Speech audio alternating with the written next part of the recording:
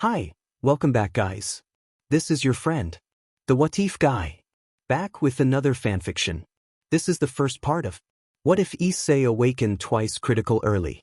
Now before starting, please give this video a like and subscribe to the channel if you want more videos like this. Now let's get into the fanfic. The multiverse spread vast and quiet, a field of empty space punctuated only by bubbles of universes drifting through its immensity. An uncountable number of realities floated amid the immeasurable void. A being moved among them, gliding without effort through the colorful and colorless backdrop. Its eyes were half-lidded as it slipped past the specks of timelines and possibilities. Scales shifted through many hues from red to white and green to blue. The underside of 7 leathery wings remained almost pitch black, the only constant against the ever-changing color. 3 tails swayed with each motion. White horns along its face and spine caught the light and shone faintly. The dragon had no particular task, simply drifting and nudging some bubbles with its breath and bumping others. This was not the vacation it had hoped for. It felt more like work, managing a less chaotic multiverse. The boss had called it a break after the effort the dragon had put into cleaning up their sister's mess. The dragon thought the whole arrangement a joke. A sudden barrel roll through the void interrupted its steady drift. It reflected on its family, whom it had not seen in a long time. That did not trouble it. As an existence that could surpass infinity, there was always time to catch up. Siblings were busy with their own projects or keeping other realms in order. The sister who had caused the earlier fiasco had taken the form of a small, irresponsible figure and wandered beyond her domain, drawing attention and trouble until the boss intervened. The dragon's assistance in that cleanup had earned it this so-called vacation, an eon to relax while overseeing a relatively calm pocket of the multiverse. No eldritch or conceptual being was misbehaving, at least for now. Bored, the dragon focused on a lone universe bubble drifting away from a cluster. It approached, nudging the delicate globe with a breath, and opened its maw wide. Energy gathered in bands of red and green, then shot out and pierced the bubble. Music began to echo faintly across the void, and a grin spread over the dragon's face. It flared its wings and let loose a larger beam that flashed in the colors of its scales. It yawned and then streaked away, flying with a blend of power and grace, performing rolls and dives with agile precision. It wove through the tapestry of realities, each bubble glowing softly as it passed. The dragon supposed it could keep like this forever. Then it noticed a fragile bubble falling apart in the distance, 2 scales, one red and one white, breaking free and hurtling toward a supercluster of universes the dragon had been careful to avoid. Alarm tightened its chest. The dragon calculated options and decided to prevent further collateral damage before the boss noticed. It remembered the last time a relative had accidentally provoked the boss and shuddered. The dragon was not immune to mistakes. Early in its existence it had made many. Over endless time it had learned to uphold its responsibilities as a custodian of realities. The dissolving bubble would need attention later. The immediate priority was the escaping scales speeding toward a crowded region.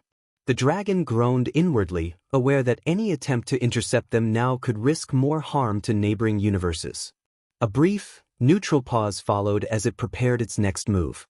The being inhaled deeply, opened its maw, and unleashed a concentrated beam of blue-white energy at the 2 scales, shrinking them until they were nearly microscopic. It judged that reducing the scales to a harmless size and sending them tumbling into an unsuspecting bubble was the safest course, hoping they would drift to a distant rogue planet. The dragon smiled inwardly at having averted another catastrophe and swelled with quiet pride, unaware of the consequences that action might bring. High above the earth, within the metaphysical clouds, God surveyed his newest creation with satisfaction. The planet teemed with life, a vibrant testament to his creativity. Among the most impressive of his creations were the dinosaurs, magnificent beasts that dominated the world. This latest project had begun as an experiment and a diversion from divine boredom, but the results were spectacular. Dinosaurs of various sizes and roles thrived across the earth. Colossal marine reptiles moved through the oceans with powerful grace. On land, herbivores like Brachiosaurus and Stegosaurus roamed, their towering forms casting long shadows over verdant plains. Predatory titans such as Tyrannosaurus rex and Velociraptor hunted with honed instincts.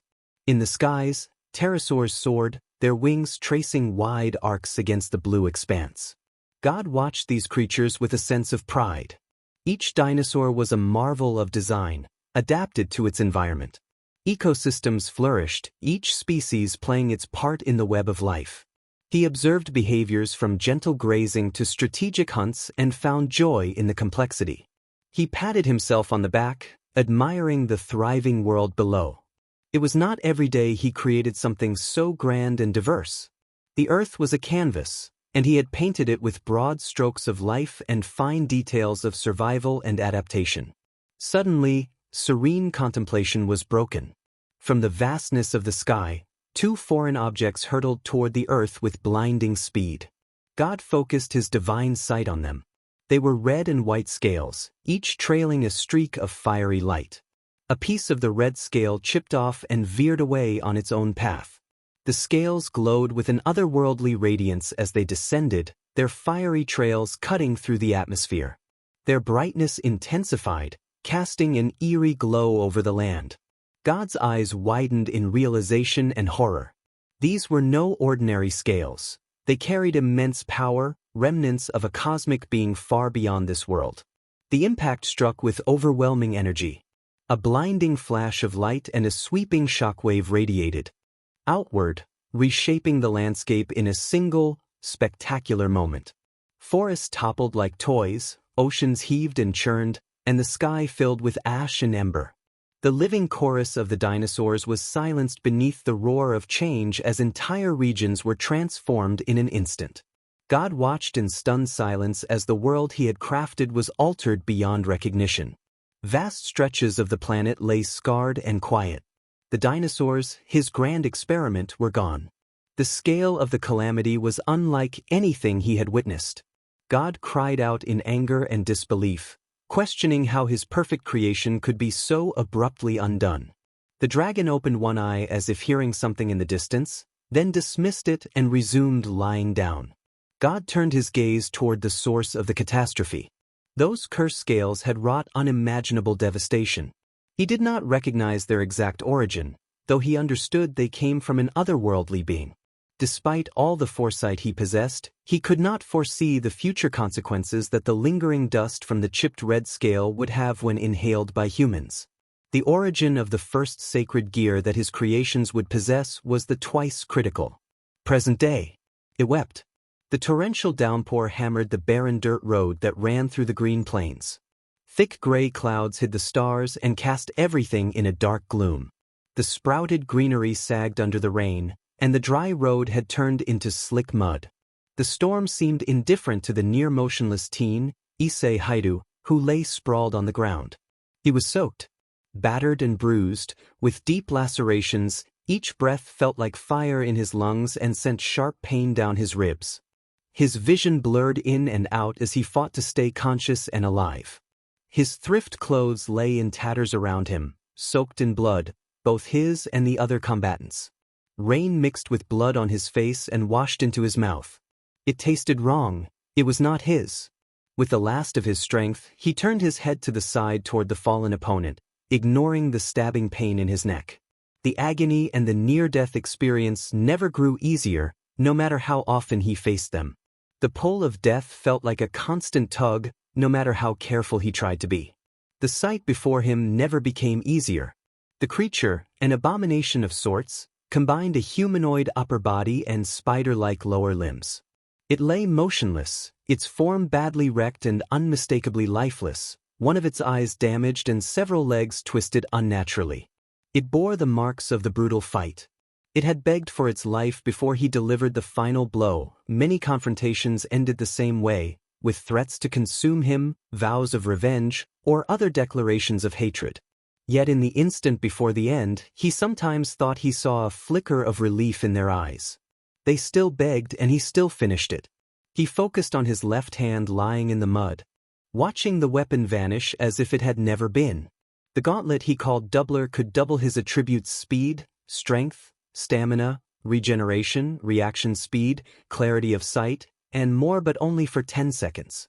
Afterward, The effects vanished and he felt utterly exhausted. The aftereffects had lessened somewhat with repeated use, becoming almost negligible now. He pushed away the memory of when he had first obtained it, not wanting to dwell on those potentially final chances at living. Though near death, this was a near-regular result of his fights with stray devils. He mumbled and made a few swift motions with his hands, and his fingertips began to glow white as he invoked purification magic. That would prevent infections from developing in his exposed wounds. Steadying his mind, he called the weapon back.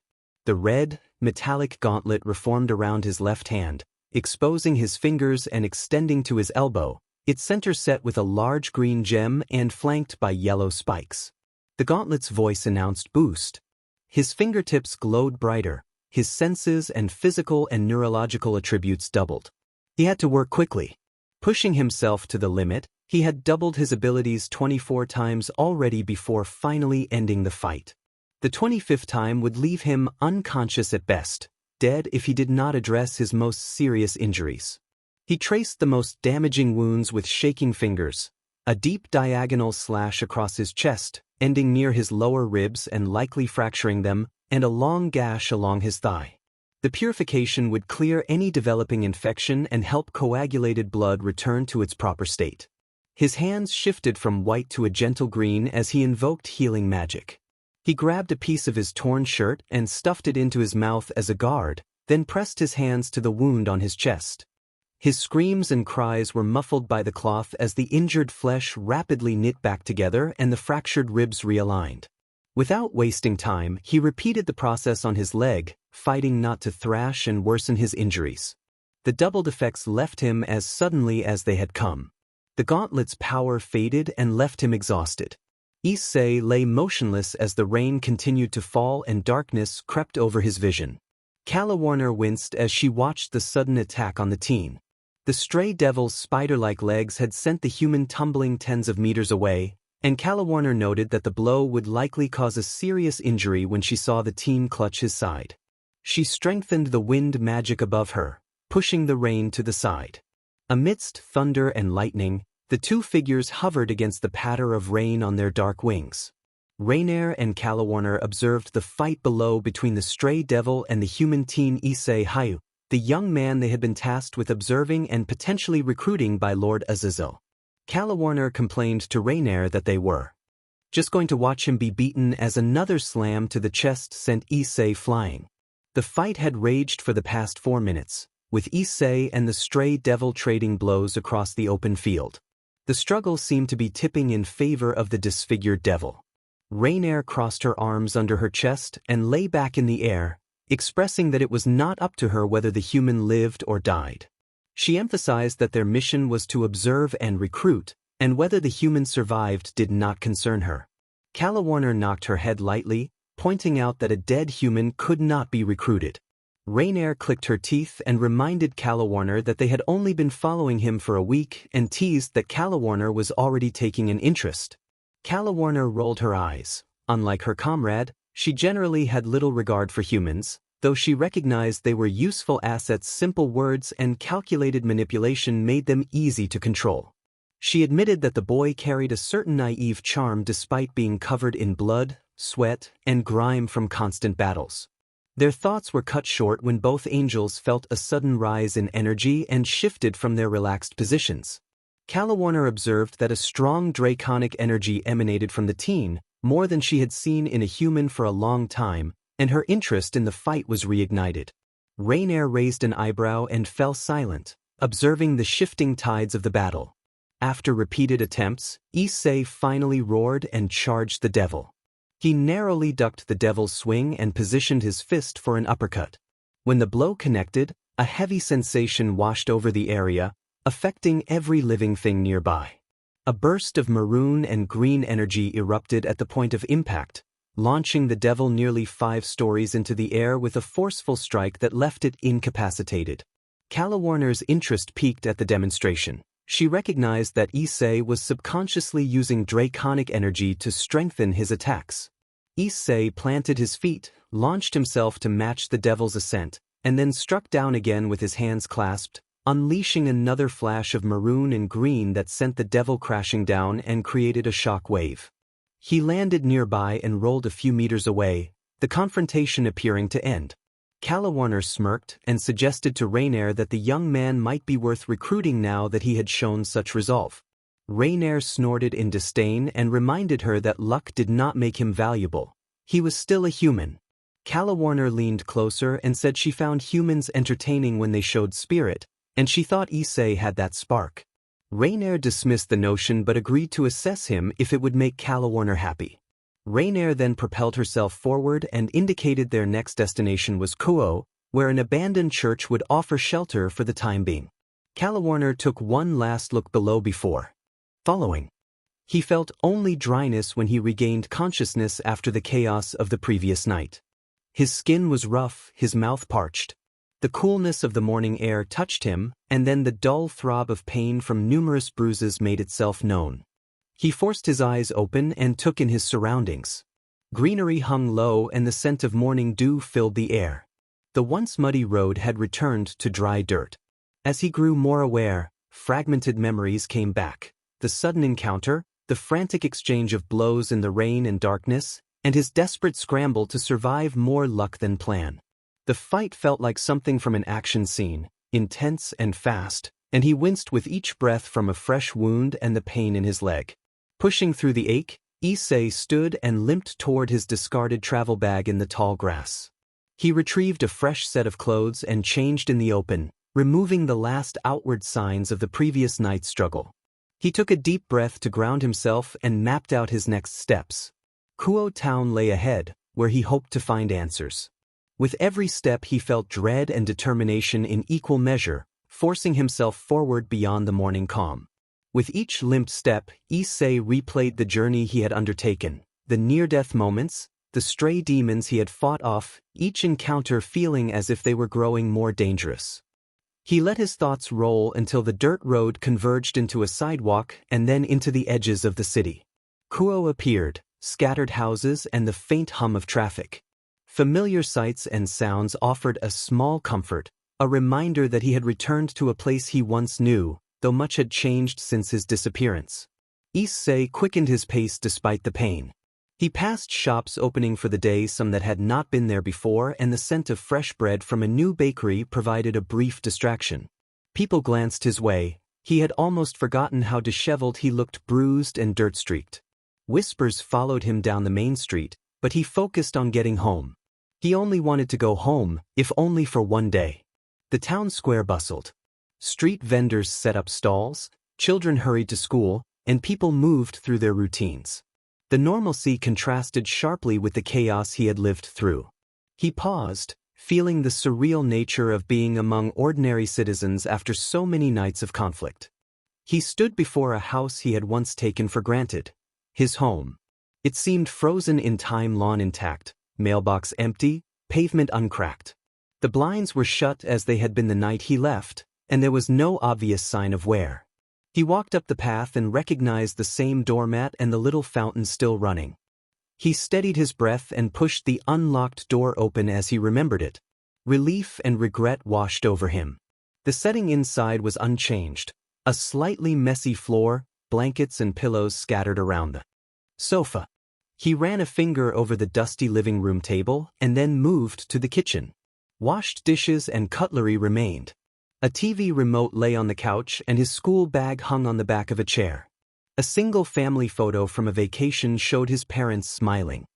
He moved upstairs to the bathroom to wash away the grime from his journey and to give himself a moment alone. He stripped and stepped into the shower, letting the hot spray hit his skin. He leaned against the cool tiles as steam filled the room and the physical pain began to ease. The emotional weight he had carried for years, however, surfaced all at once.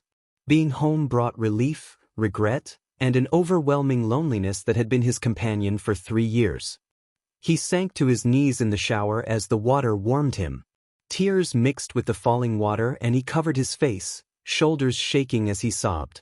Regret cut deep, regret for leaving without a word, for the pain his absence had caused his parents, and for the time he could never recover. Issei wondered why things had to be this way and why they could not have remained unchanged. The house was familiar, but he was not. He had left as a carefree teenager and returned as someone altered by experience and burdened by what he had endured. After what felt like an eternity, his sobs began to subside. He drew deep, shaky breaths and knew he could not stay in the shower forever. Slowly, he stood, turned off the tap, and reached for a towel. He dried himself, wrapped a towel around his waist, and looked into the mirror. The face that stared back was both familiar and foreign. His eyes were red and puffy from crying, his skin showing bruises and cuts. He barely recognized himself. Despite everything, he had made it this far. He had survived, but he did not know what to do next. He wondered what his purpose was, whether there could be one after this, and whether the suffering was simply bad luck or some lesson he had failed to learn. He did not want to think about it any longer. He grabbed some old clothes from his drawer, dressed, and lay on his bed, holding a pillow close. He fell asleep immediately, something he had not managed in a long time. A single drop fell. Issei wiped his nose with his finger. He scooted over on the concrete bench that doubled as his bed and bumped his head against the wall. The monotony of the place was gnawing at him. A sudden loud bang made him flinch and clatter his head against the wooden cabinet above in a comically awkward jolt. He muttered at the wall in irritation. A snicker from the other side turned into a quiet giggle before Akane replied playfully that nothing was wrong. Then, more timidly, Akane asked Issei what he wanted to do when he got out of there. The question caught him off guard. She normally refused to talk about the future. She kept hope locked away so it would not be crushed by disappointment. Issei understood that and answered with a teasing refusal. Akane sighed and told him to stop joking. He reminded her that since he had asked so many times, she had to answer first. Akane thought for a moment and said she would probably get some ramen first, since the food there had been little more than slop, bread, and water. He laughed at the idea and teased her that ramen was her dream. Akane bristled, and he quickly apologized, trying to bring the conversation back to gentler ground. A quiet pause followed. Then Akane's voice dropped. She said there was one more thing she wanted to do once she was free. She turned to face him, pressing her forehead against the cold concrete, and admitted she wanted to confess something to someone. Her voice was small and apologetic, and she sniffled softly. Issei raised an eyebrow but read the room and decided not to pry. He told her he hoped it worked out, meaning it sincerely. She smiled, sharing that hope. When Issei started to talk about his own plans, another sudden bang made him cry out as he hit the cabinet again. The two traded light banter for a few minutes afterward. Eventually the conversation quieted and Issei asked if Akane had a purge scheduled for tomorrow. Akane held her breath. They never discussed purges in advance.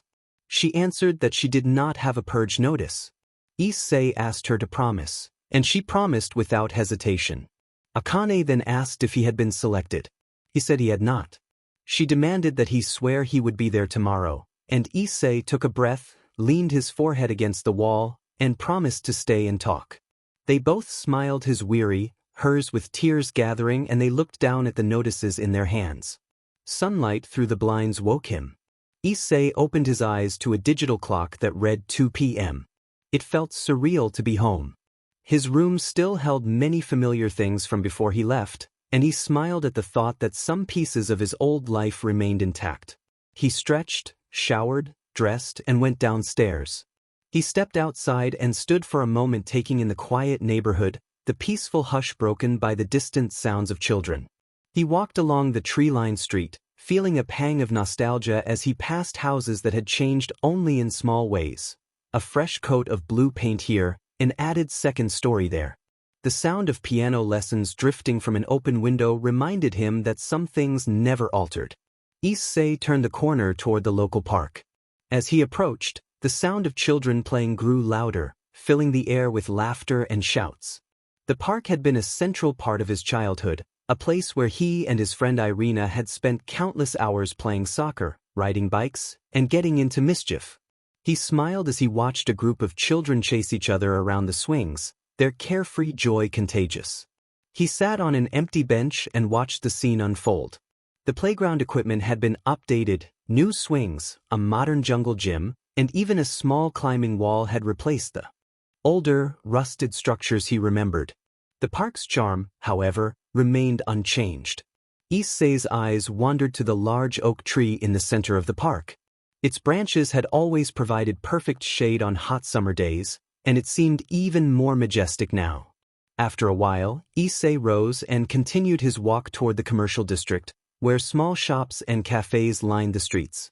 The bustling energy of the area felt invigorating. He passed the old bookstore where he used to browse manga, now replaced by a sleek electronics store. A new cafe had taken the place of the rundown diner where he and his friend used to hang out after school. Lost in reminiscing, he suddenly collided with someone. He forced away his wandering thoughts and focused on the person in front of him, then apologized and helped steady her.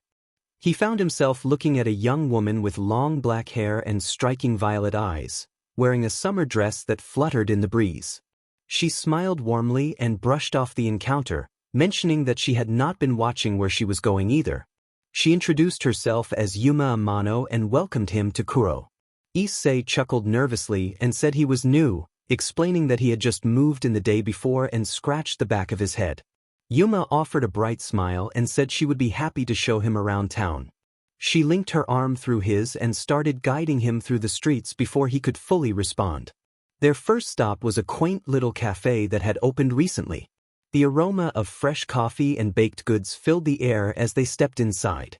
Yuma recommended the strawberry tart, claiming the place had the best pastries, and led him to a cozy corner table. They fell into easy conversation. Yuma shared stories about the town's recent developments and about her own experiences. Issei found himself relaxing, surprised by how naturally the talk flowed and how easily he could open up after years of solitude. After finishing their pastries, they continued their tour. Next, they walked through the revitalized shopping district. Yuma pointed out various shops, from trendy clothing boutiques to quirky little bookstores. She convinced Issei to try on a pair of sunglasses at a small accessory shop and laughed as he modeled them. She snapped a quick photo on her phone and teased that he looked like a movie star. Issei laughed in return and teased that he would stick to his usual look, then put the sunglasses back. As the afternoon turned into evening, Yuma led Issei to the riverbank. The setting sun cast a golden glow over the water, and the cherry blossom trees along the path rustled gently in the breeze. She told him that the spot was her favorite and that it was peaceful, a place she often went to think. They walked along the river and talked about their dreams and aspirations. Yuma listened with genuine interest as Issei adapted some details of his life to fit the conversation.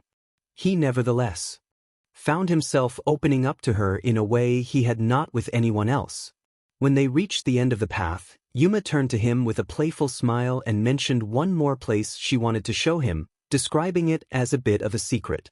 Intrigued, Issei followed her through winding streets until they reached an old, abandoned observatory on a hill overlooking the town. She pushed open the creaky door, revealing a dusty interior with a large telescope in the center. Yuma explained that the place had been closed for years but that the view from the roof was incredible, then led him up a narrow staircase. When they emerged onto the roof, Issei was awestruck. The town stretched out below them, bathed in the soft glow of twilight. The stars were beginning to twinkle, and the air was cool and refreshing. He leaned against the railing, taking in the scene, and Yuma stood beside him, her shoulder brushing lightly against his as she said she came here to clear her mind. They stood in comfortable silence for a while, simply enjoying the view. Issei felt an unexpected connection to Yuma, as if they had known each other far longer than just an afternoon. It was a bittersweet sensation, knowing that this perfect day would eventually end. Issei thanked Yuma, admitting quietly that he had not realized how much he needed the afternoon. Yuma replied that she was glad she could help and that it was nice to meet someone who appreciated the town as much as she did. They lingered until the stars filled the sky and then made their way down from the observatory. At the base of the hill, Issei arranged a taxi for Yuma to get home. He decided to walk back himself, taking in the cool night air and exploring a bit of the town's outskirts. Most of the area was composed of abandoned apartment complexes, construction sites, and worn buildings. One particular structure caught his attention, a warehouse that now looked abandoned and run down. Last he had seen it was a venue organizers used to host clubs and DJs, and most of the students from Kuo College would attend. Now it looked completely rusted, with broken windows, missing doors, and old equipment scattered around the edges of the premises. Nothing out of the ordinary, and he would have continued on his way around town if not for the fact that his doublers had manifested on his left hand and the hairs on the back of his neck were standing up. Walking closer, the air felt like it grated on his skin and his insides, as if something was scraping at his soul. It was intensely uncomfortable, and he knew better than to doubt the feeling. He had experienced something similar a few months ago when he had encountered a stray devil in a convincing human disguise. His doublers had appeared long before he confirmed his suspicions. Whether the weapon had a mind of its own or simply reacted to his subconscious, it did not matter. With more forceful intention than he liked, he stepped forward toward the entrance, the irritating sensation amplifying. This had not been his first time initiating an encounter like this, but it was always nerve-wracking. He was about to fight in an enclosed space, he could not see the perceived threat, and the unknowns were many. He had barely made it out alive in his previous fight. That time most conditions had been in his favor: open area, visible target, no collateral damage, and ample prep time. Now everything was against him, and he had no choice but to deal with it. He could not go home in good conscience with that feeling of responsibility gnawing at him. Pressing both palms to the 10-foot double steel door, he pushed with a bit of strain as the metal creaked and scraped against the concrete floor. The first thing he noticed was how quiet it had become. Outside it had been quiet, but inside it was like all sound had been SGD out and replaced with an oppressive hush. He could hear his own heartbeat pounding in his head and his breath sounding too loud. Whatever creature was here had hidden its presence, but it knew he was here. Walking further in, he reached the center of the area. Moonlight leaked in through the windows, casting a dim glow. He had fought in darker spaces. His eyes quickly adjusted as he took in the surroundings: boxes, metal pipes, and junk scattered across the floor. A shadow moved, then stopped, and his breath quickened. He balled his fists, bracing for whatever came next. A female voice admitted that he had caught her. He was not surprised. Most stray devils he fought were female, and they often adopted grotesque forms as a scare tactic. He had seen everything in his time as a makeshift devil hunter: creatures that shifted into monstrous, half-human hybrids or took on forms with no earthly names. This one, however, caught him off guard momentarily. She peered from behind a concrete block. He could only make out her upper body. Her long hair fell below what was presumably her waist, and her dull gray eyes fixed on him with predatory intent. She said his aura was potent and rejuvenating and watched him with focused hunger. She announced that he would be useful to her. Issei went through a swirl of emotions in seconds: disgust, grief, regret, and sadness. Disgust hit first at the woman's clearly unkempt appearance. Grief followed for having to be here and witness it. Regret tempted him to leave and let someone else handle it, but sadness reminded him that he could not walk away. As she rose to full height, the image resolved into something he had seen before. Instead of a normal lower body, she had 4 beastly red legs and a long scorpion tail ending in a pincer. Her teeth elongated into fangs, and she made a show of preparing to feed on his aura. She said that he would sustain her and claimed he would help keep her strong and beautiful. He scoffed that perfection was laughable and pointed out her obvious flaws. She screamed that he must not speak that name to her, and then she lashed out, attempting to crush him with one of her powerful legs. Issei dodged the crushing blow by activating his boost, his doubled speed launching him to the right. The encounter had shifted from tense to immediate combat, and he braced for the next move. Issei was flung straight back to the entrance as the devil's tail swung and struck his upper body.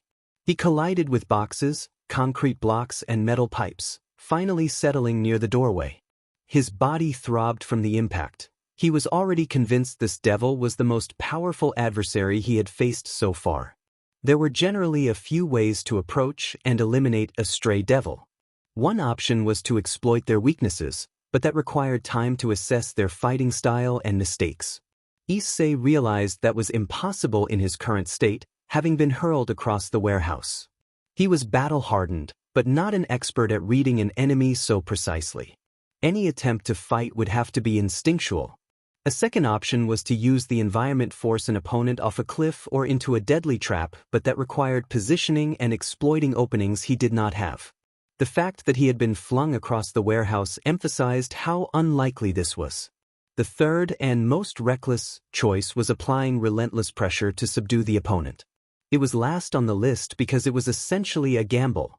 If the enemy held out longer, it could be fatal. This devil was clearly extremely strong, arguably stronger than him. He forced himself up. He counted down in his head, only 6 seconds remaining. The devil warned him to stay where he was while she raised her left hand and conjured red lightning in her palm. Using his boosted strength, Issei launched himself onto a concrete block a few meters away to take cover. The block shattered into bits and debris cut his skin as it flew. The stray devil panted as she recovered her strength quickly. Issei lay on his stomach, exhausted. Shelving and metal items collapsed around him and the falling debris reverberated in his ears.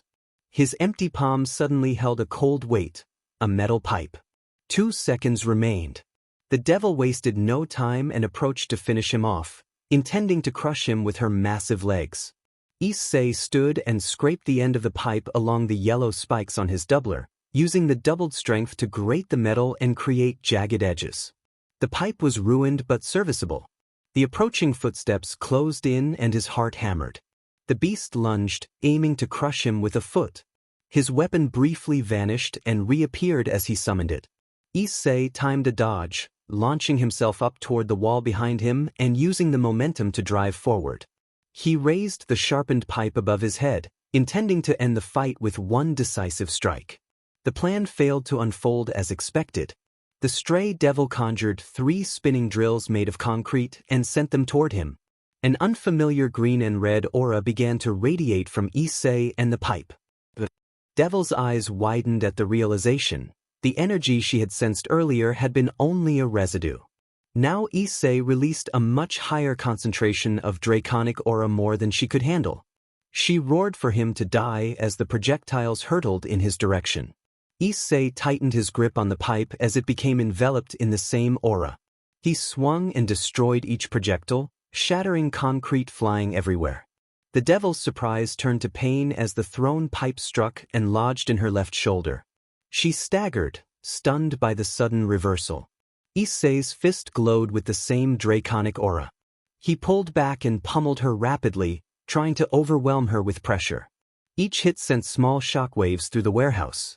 The devil let out a guttural growl and pulled the pipe free before swinging at his head. The force of the blow sent him sprawling through the air, hard enough to leave him gasping among the debris. The devil lunged again, claws slashing. Issei dodged, movement sluggish with exhaustion, barely avoiding a swipe that grazed his side and tore his shirt. He winced but forced himself to keep moving. He needed a better weapon. His eyes scanned the wreckage and found a length of rebar, jagged at one end. He rolled to grab it, avoiding another attack, and used it to block and push the devil back. She snarled, eyes glowing with rage as she conjured another bolt of red lightning. Issei braced himself and raised the rebar to deflect it. The lightning struck the metal, sending a jolt through his body and causing his muscles to convulse from the shock. He fell to one knee, the rebar clattering to the ground beside him.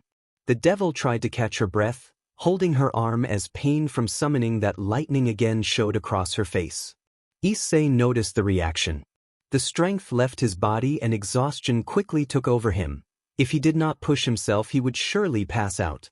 She let out a final roar, gathering a vast amount of energy as she formed a huge unstable sphere of red lightning.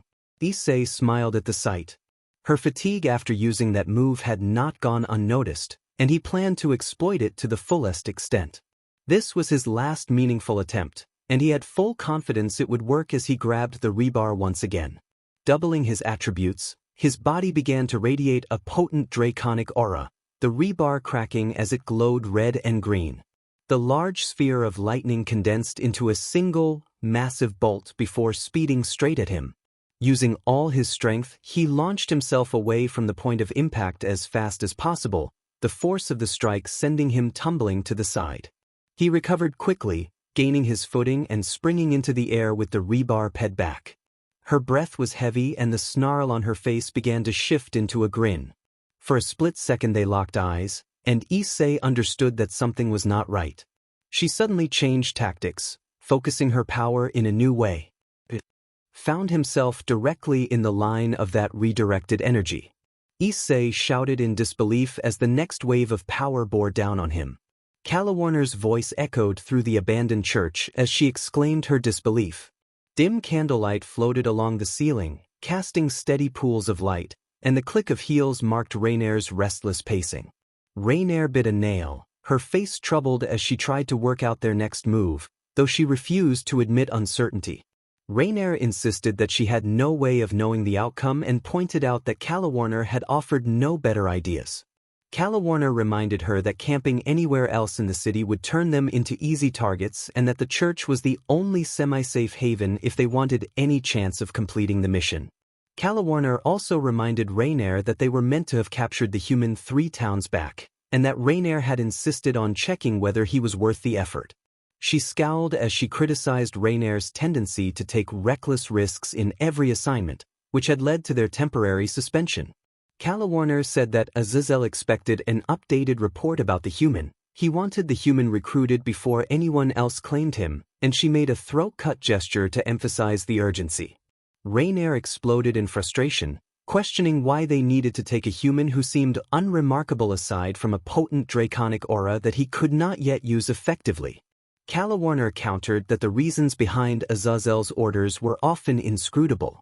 Rainer lashed out, calling Calawarner names. Calawarner rolled her eyes, having heard the insults before, and answered that Rainer had been doing most of the reckless running around while Calawarner handled the planning. Rainer accused Calawarner of doing nothing useful.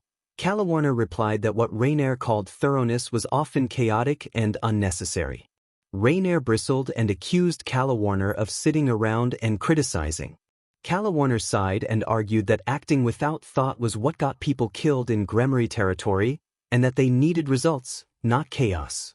Their argument continued with sharp words and mutual accusations.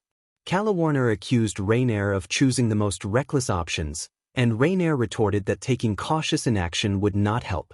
Calawarner compared Rainer's behavior to a reckless child with a dangerous toy, and Rainer snapped back with her own jab. Calawarner then asked point-blank what Rainer's plan was. Rainer proposed a careful approach to minimize visibility.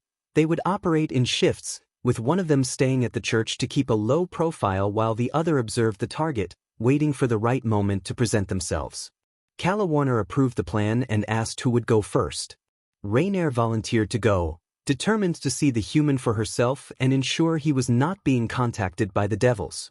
Calawarner wished Rainer luck, and Rainer left the church, a mix of irritation and determination fueling her steps.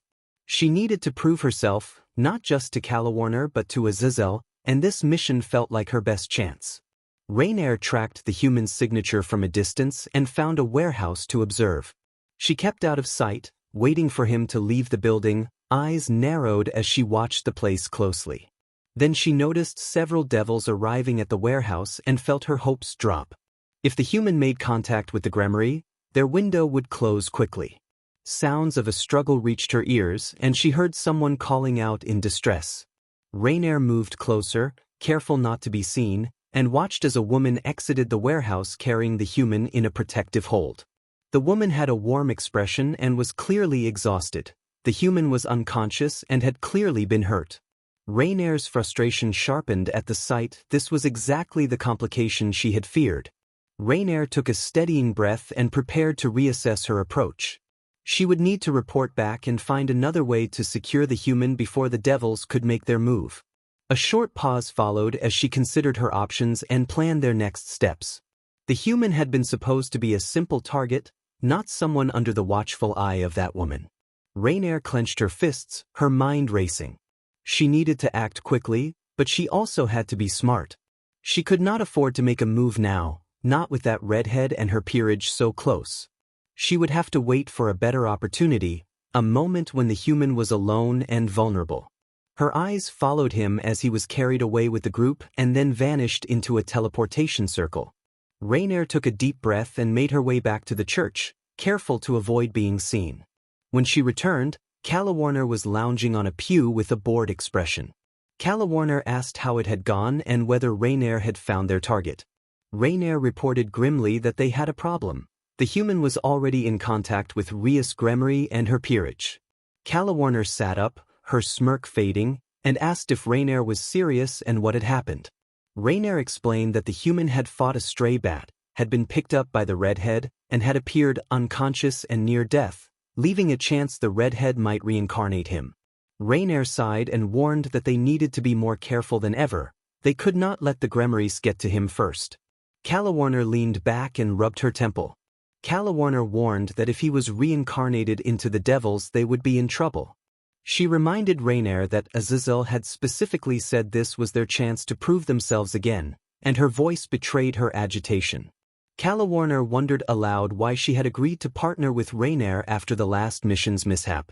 Rainier bit her lip, desperate, and began to formulate a plan, one she expected Calawarner to berate her for, but she felt she had no choice. Rainier decided she would keep watch and see how involved the redhead became over the next few days. She believed she would be able to tell if the human turned. Calawarner raised an eyebrow and warned Rainier not to mess this up, reminding her that one wrong move could be fatal. That was all he felt when he woke up. Warmth encompassed his body. It was a little hard to breathe because his mouth was slightly open.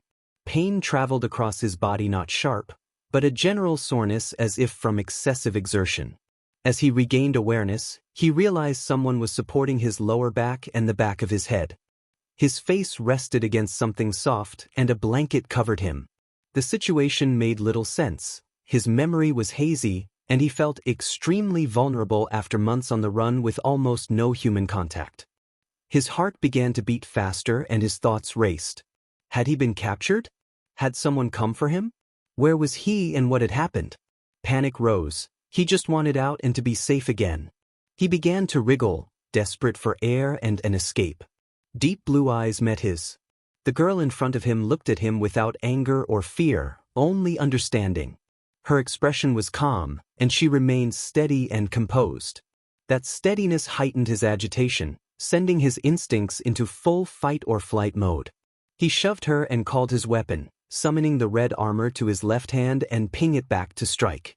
At that moment, the woman spoke in a soft, warm voice that seemed to wrap around him like a blanket.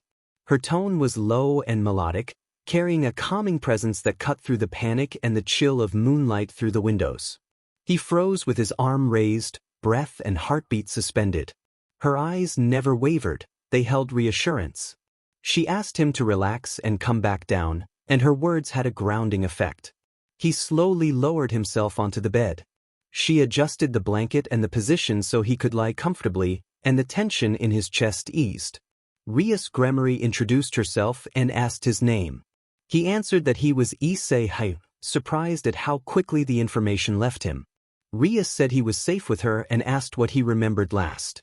He tried to think through the haze and recalled everything going black and being badly hurt before losing consciousness. Rias explained that she and her peerage had found him after a dangerous encounter. They had brought him back to the clubroom to recover. She described him as badly injured but alive when they found him and said they had treated him as best they could. Issei felt uncertain but relieved to be in a place where people were trying to help. Rias told him she had many questions as well, but that right now her priority was to get him back to full strength.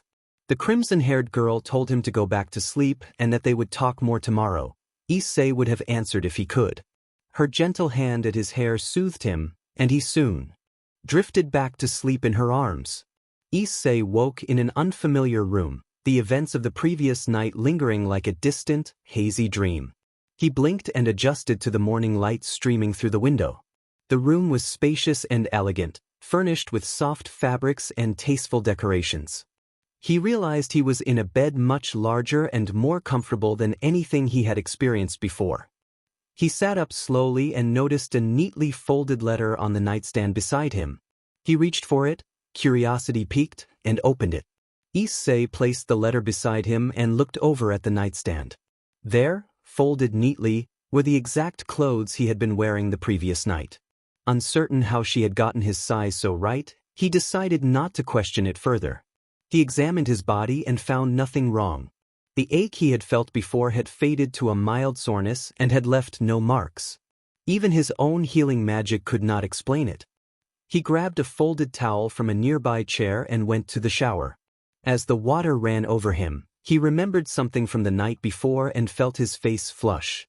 He finished quickly, dressed in the perfectly sized clothes, and walked out of the bedroom. A small hallway stretched before him, its walls lined with portraits of faces he did not recognize. Some frames displayed jewelry, armor, and other ornate fabrics. At the end of the hall he heard the low murmur of voices. With a sigh he pushed open the door and stepped into the room. The space resembled a club room but with high ceilings that gave it a grand, almost cathedral-like atmosphere. An ornate chandelier cast a warm, golden glow. Tall bookshelves lined the walls, filled with ancient tomes, grimoires, and texts on the supernatural. Some books seemed to hum with contained power, their covers inscribed with runes and symbols from many traditions. At the far end of the room stood a large, intricately carved wooden desk cluttered with papers, books, and magical artifacts. The high-backed chair behind it had a throne-like presence, and the girl from last night, Rias, sat there. In the center of the room was a round table made of dark wood, covered in a map of the local area marked with points of interest and other strategic documents. A young blonde man sat engrossed in those materials. To one side, a cozy sitting area with plush sofas and armchairs clustered around a low table sat on a rich Persian rug. A younger girl with white hair was curled on a sofa, clutching a handful of sweets and seeming shy. In another corner, a woman with long black hair tied in a ponytail reached to her ankles stood at a small kitchenette preparing tea and snacks. Large floor-to-ceiling windows ran along one wall, draped with heavy curtains. Ancient statues and relics, along with mystical symbols etched into wooden panels, decorated the room. Everyone's attention turned to Issei as he entered, and the sudden focus made him feel like an intruder. Rias, however, offered a warm smile and welcomed him, asking if he had slept well. He felt his face redden at the memory of the previous night. Akino approached with a playful gleam in her eye and teased him lightly about his flustered appearance, but she kept the tone respectful and acknowledged that he was still recovering. Rias interjected to remind Akino not to press him, noting his condition.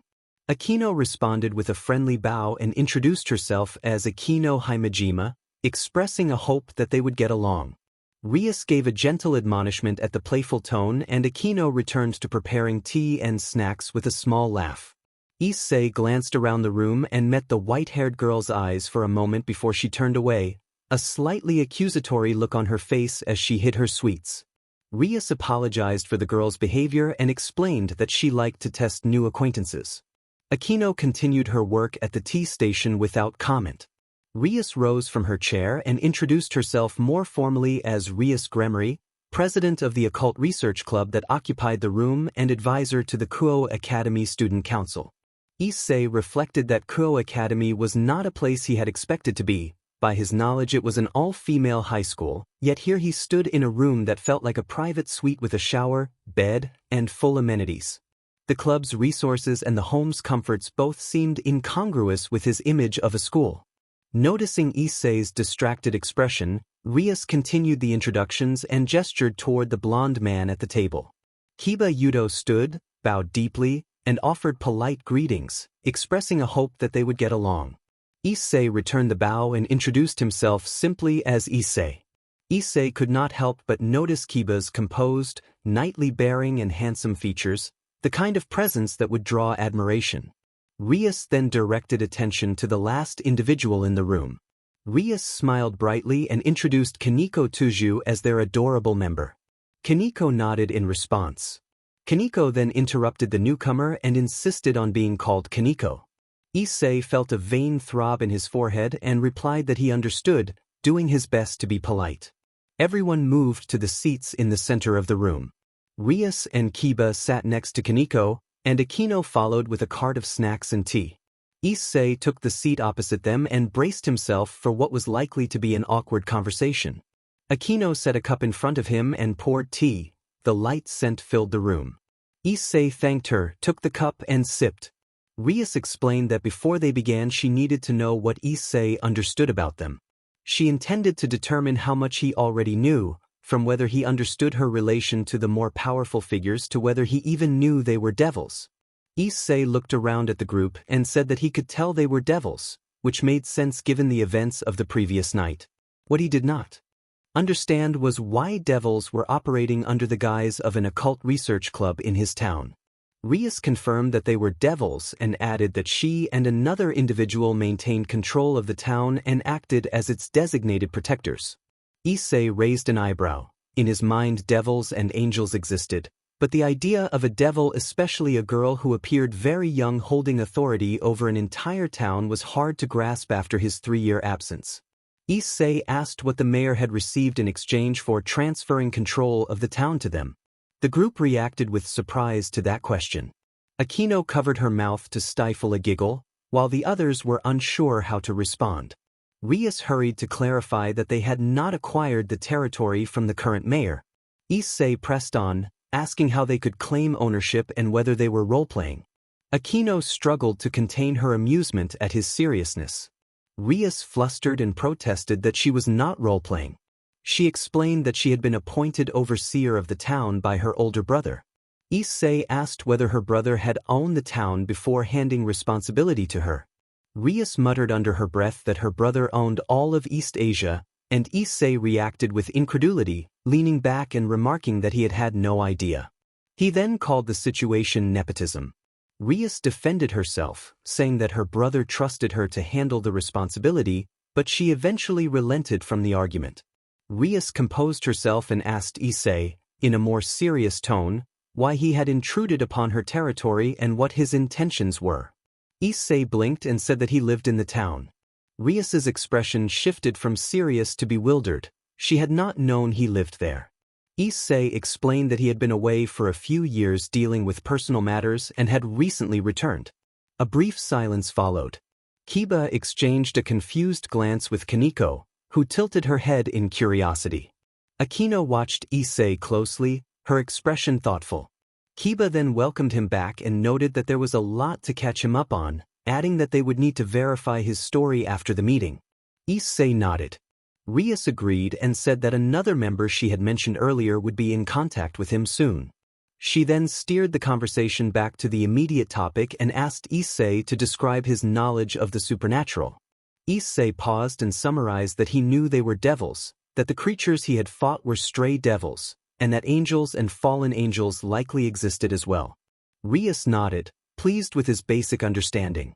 Rias explained that they were not the only supernatural beings in the world, and Issei leaned forward, intrigued to hear more. Rias cleared her throat and described how, alongside their biblical faction, gods, monsters, and spirits from many mythologies and religions existed as well. Issei began to speak, but Rias continued, listing Greek, Norse, Hindu, Shinto, and numerous minor traditions. She added that most factions tended to remain in their own realms and rarely interacted, though a few did cause trouble for others. Issei took a moment to absorb the information. He was not particularly surprised by the revelation. With the existence of devils and stray devils, he kept his mind open to other possibilities. His openness to possibilities was practical rather than spiritual, born of the need to survive.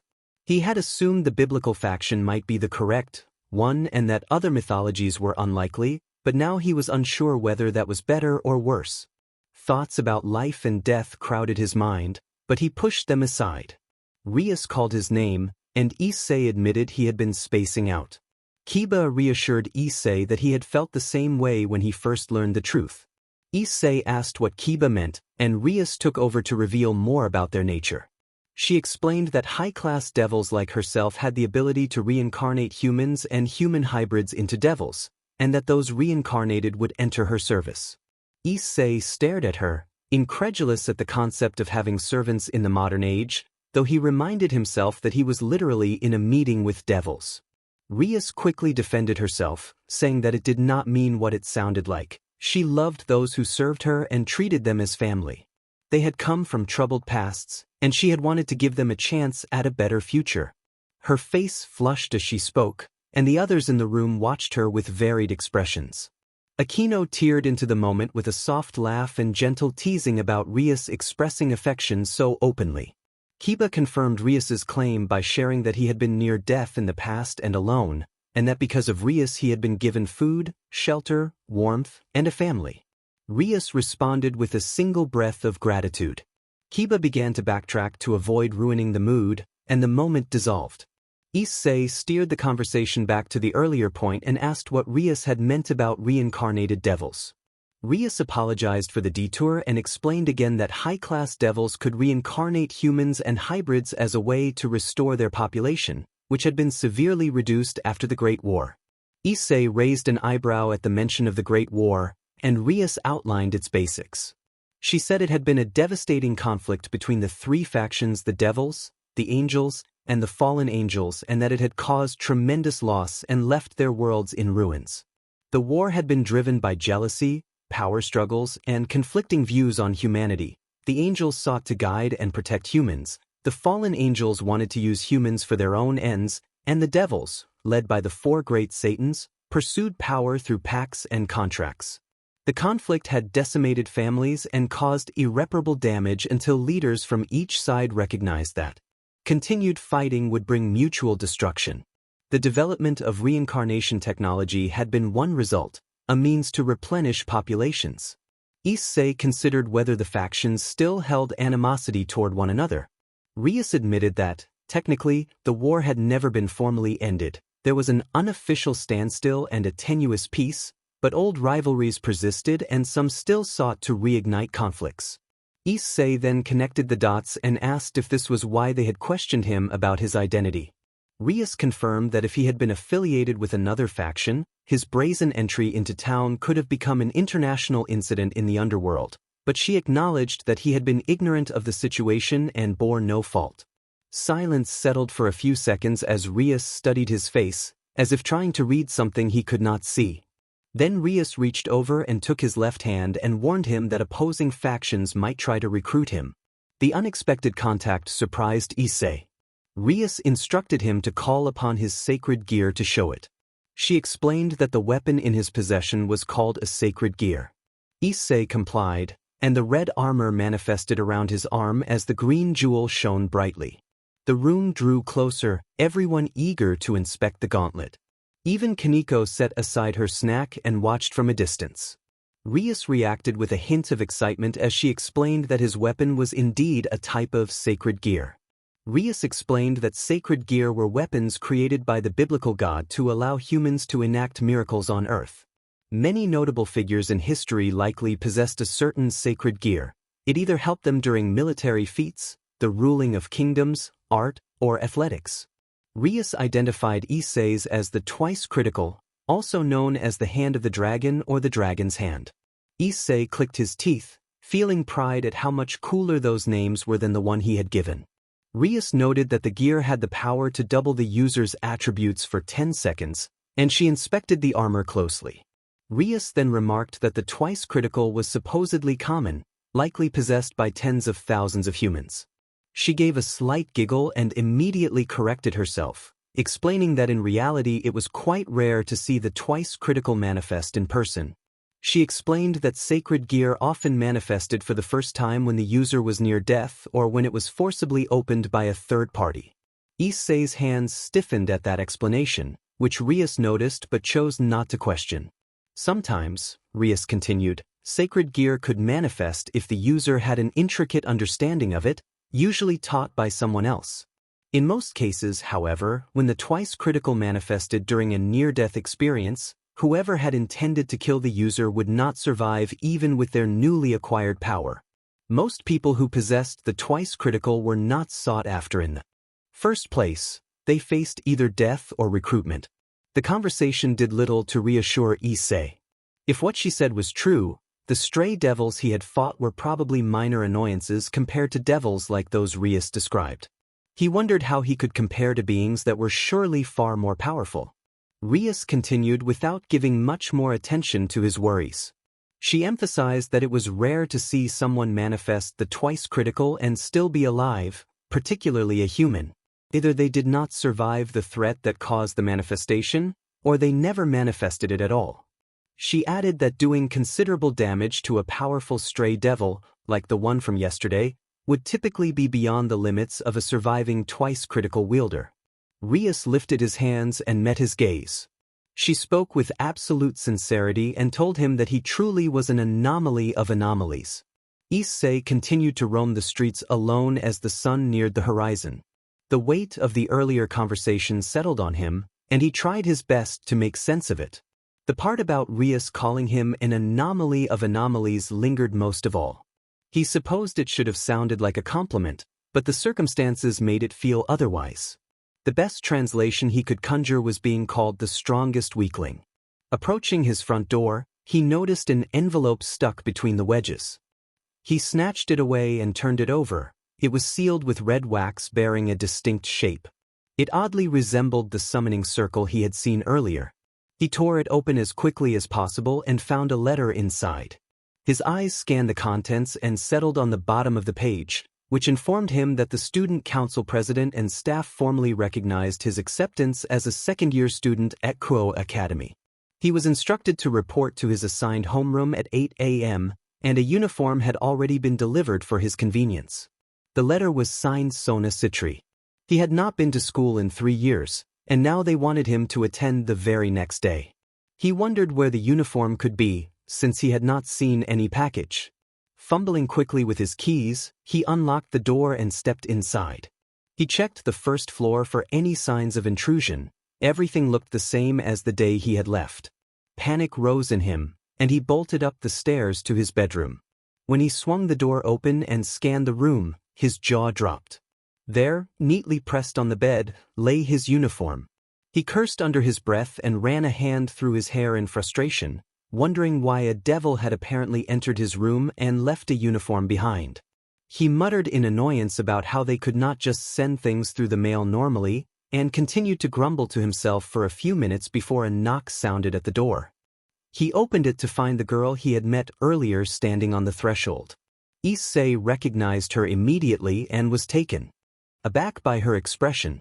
She lifted her face toward him, revealing puffy, tearful eyes, and asked to come in while wiping her tears on her sleeve. The sight of her distress erased his lingering irritation, and he let her through, closing the door behind them.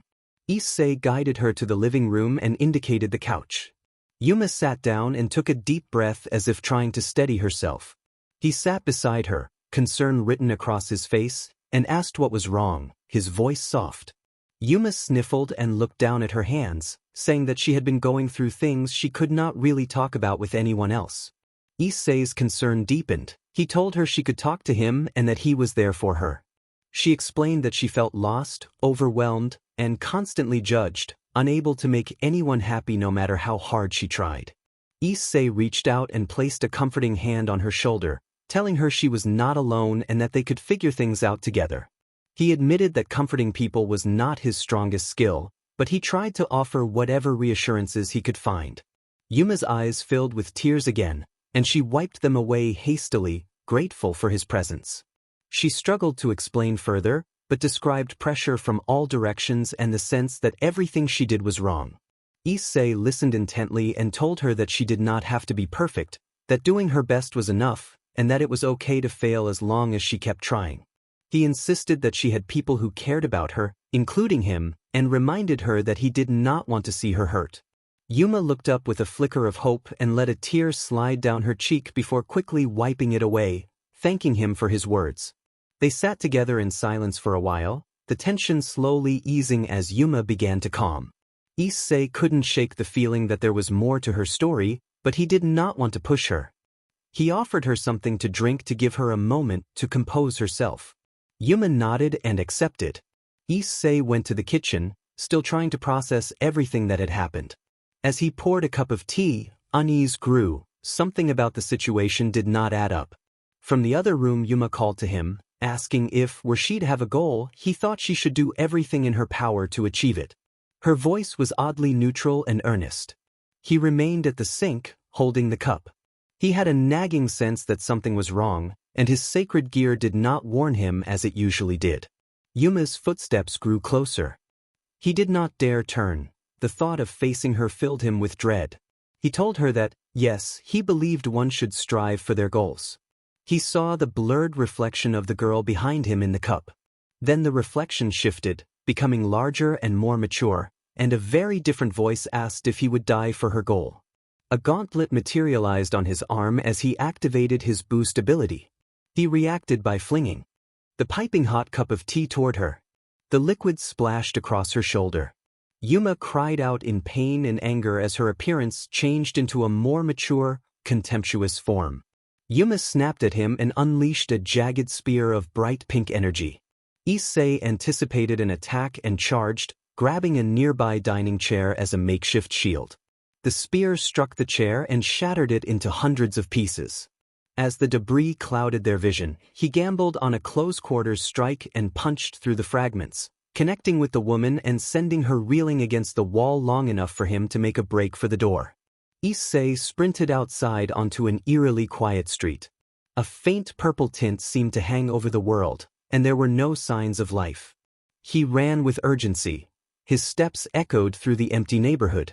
Yuma revealed herself airborne with black wings unfurled, declaring herself Rainier and vowing to be his executioner. 6 jagged poles of pink light appeared in the air behind her and began to rain down toward him. He shouted in surprise at her use of a false name and tried to keep running. The boost faded and his speed dropped just as the poles crashed into the pavement ahead, the resulting explosions throwing him off balance. Rainier closed in rapidly. She rushed him and used his momentum to pull him in, striking him with a knee to the stomach. The blow knocked the breath from him and he blacked out for a moment, collapsing to the ground and clutching his midsection. His thoughts scattered in panic as disorientation and ringing filled his head. Rainier advanced with another bolt of energy poised to finish him. He managed to roll away at the last second and regained his footing. He dashed into a nearby alley as Rainier continued to strike, her attacks narrowly missing him. He knocked over anything in his path to slow her pursuit. She continued to call him her prey, throwing another spear that caused an explosion which he barely avoided. As he ran, his fingertips glowed green and he pressed them against the bruised area on his stomach. The pain eased slightly as he used a small amount of magic to stabilize himself, knowing that relying on magic while boosted would make his recovery harder later. He counted down in his head, urging himself to move faster and conserve energy. Rainier hurled another spear with deadly precision. He dove aside and the explosion showered him with debris. He pushed himself up and kept going without looking back. Rainier pressed the chase, wings beating furiously. Her breath was ragged, giving him the faint hope that she was tiring, but she was still relentless. He turned a corner and nearly slipped on slick pavement. His lungs burned and his legs felt heavy, but he forced himself onward. Rainier summoned a dozen spears crackling with pink energy and threw them into the narrow lanes. The projectiles struck the surroundings and sent him tumbling, forcing him to scramble to his feet and barely dodge the final spear that embedded itself in the ground nearby. He forced himself to keep moving, buying time and searching for an opening. The explosion sent him sprawling forward, but he quickly scrambled to his feet. She called to him with false kindness, threatening to end him quickly if he did not surrender. He could see the end of the alley ahead like a glimmer of hope. He knocked over a stack of crates in his path to slow her down and briefly wondered how much time he had left. Rainier was relentless. She hurled another spear. It missed and struck the wall, a burst of light scorching his clothes. He shouted back, trying to keep his fear at bay. He made a final desperate dash as Rainier hurled another spear, the energy around it crackling. The alley opened into a wider street, but he knew it might not be enough. The spear grazed his right shoulder and he cried out, nearly stumbling from the pain. He urged himself to push through, convinced he was almost there. He reached the alley's end, turned sharply into the street, and stopped as quickly as he could. Rainier followed, already preparing another light spear. She tossed one into his path. The blast sent him flying toward her and she braced herself to strike. He summoned energy into his hands, green and red light flaring, and the power surged. He shattered the spear and struck her hard in the torso, his blow knocking her back onto the pavement. She had no time to react before he seized her arm and hurled her high into the air. He followed in pursuit. In midair she summoned another spear, which struck his right shoulder, but he barely registered it. He countered with a powerful axe kick that sent her crashing down with a shockwave that rippled outward. The spear she had used returned and pinned her arm to the surface, holding her in place. He descended toward her with his fist raised, preparing a finishing blow. As he drew nearer, he caught sight of the fear in her eyes, and the expression stirred something painful in him. He was reminded of the only girl who had ever cared for him. Her eyes had been the same, and the memory of what he had done then came rushing back with a weight he could not shake. He landed on top of her, fist poised. She spat at him, daring him to kill her and demanding to know what he was waiting for. He hesitated, his fist trembling as memories flashed through his mind and his resolve began to crumble. He demanded to know if what she had said in the house had been true, his voice cracking with anger and something closer to pleading. Rainier looked at him, confused and pained. She screamed that he should just die, trying to summon another spear, but he held her down and watched as the light dissipated. The fight drained out of him. He lowered his head and felt shame at his own weakness. He told her, in a voice heavy with defeat and sorrow, to get up and go to his house. He added, with finality, that if she did not, he would end her there. Rainier blinked, stunned, then grudgingly pushed herself up and began to walk. Issei walked beside her, the tension between them thick in the air, and led her through the streets to his home. She moved as well as she could despite a limp, burns, and a wound in her arm. He had to boost himself repeatedly to keep up. The strain of using magic and his draconic energy left him weaker than usual, and he was not at full strength from the earlier healing he had received. The cauterized wound in his shoulder had stopped heavy bleeding. When they reached his house, he opened the door and guided her inside. The place looked the same except for a broken chair and a shattered cup. He helped her onto the couch and told her to stay there. He went to the bathroom, returned with a first aid kit, and laid it beside him. His fingertips began to glow as he prepared to heal the wound in her arm, but she slapped his hand away angrily, demanding that he not touch her and insisting she did not need his help. He clenched his jaw and said that she was bleeding and that if she did not want his help, fine. He set the first aid kit on the table and stepped back, watching her with a wary and exhausted expression. Issei warned that he would not stand by and watch her bleed out. Rainier faltered for a moment, caught off guard by his words. She glared at him, her wings flaring slightly in frustration, and insisted that she could take care of herself. Issei scoffed, his patience wearing thin, and retorted that breaking into someone's house and attempting to kill them was hardly taking care of oneself. Silence hung between them. Rainier's gaze flickered with defiance and uncertainty before she looked away. She finally muttered that there would be no tricks, addressing him as human. Issei agreed curtly and rubbed his fingers around the edges of his own wound.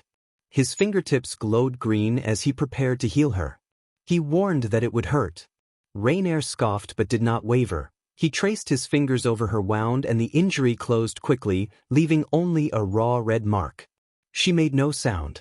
Issei looked toward the first aid kit, then back at her, making an unspoken request. She hesitated, then took the kit with stiff, begrudging movements and began to tend to her wounds, hands trembling slightly. Issei watched silently as his anger faded into mild annoyance. He repeated the same process on himself, grunting through the pain before bandaging his injuries. After a few minutes of silence, Issei stood and told her that they should go to his room. He wanted the day to be over and needed time to recover. Rainier raised an eyebrow and asked why. Issei said that her clothes were ruined and she needed fresh ones. They headed up the stairs to his bedroom. Issei rummaged through a drawer and pulled out an old shirt and some white joggers he kept for the gym. He handed the clothes to Rainier and then turned to give her privacy while she changed. She told him she did not mind if he looked. Issei turned away, feeling awkward. She teased him and he rolled his eyes. When she returned in the clothes, Rainier reported that they were comfortable. Issei asked what she planned to do next, reminding her that her mission to attack him had failed. Rainier looked sheepish and admitted that she had not been ordered to kill him, only to prevent him from falling into the hands of the devils. Issei reacted with disbelief and frustration at the idea that the devils might enslave people, and he questioned why she would attack someone without attempting recruitment first. Rainier struggled for words. Issei concluded that she had acted on impulse. He asked if she was acting alone. She looked away, arms crossed, refusing to answer directly. Issei warned that anyone who had accompanied her should leave immediately, given the territory and who controlled it. The situation was dangerous. He noted that her earlier display in the sky would draw attention, and he told her that if the devils found her allies, he would be the only neutral party standing between them. Rainier asked why he would bother to help. Issei explained that he did not want to deal with supernatural problems more than necessary.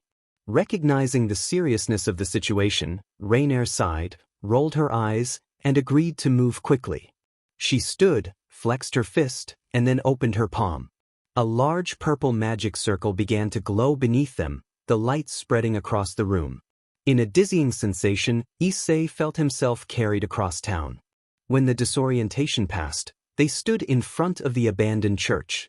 The church looked the same as many years ago and stood more as a minor tourist attraction.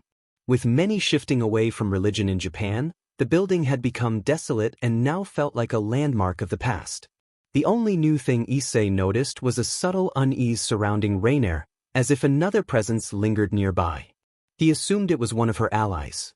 Taking a deep breath, he followed Rainier as she entered the empty church.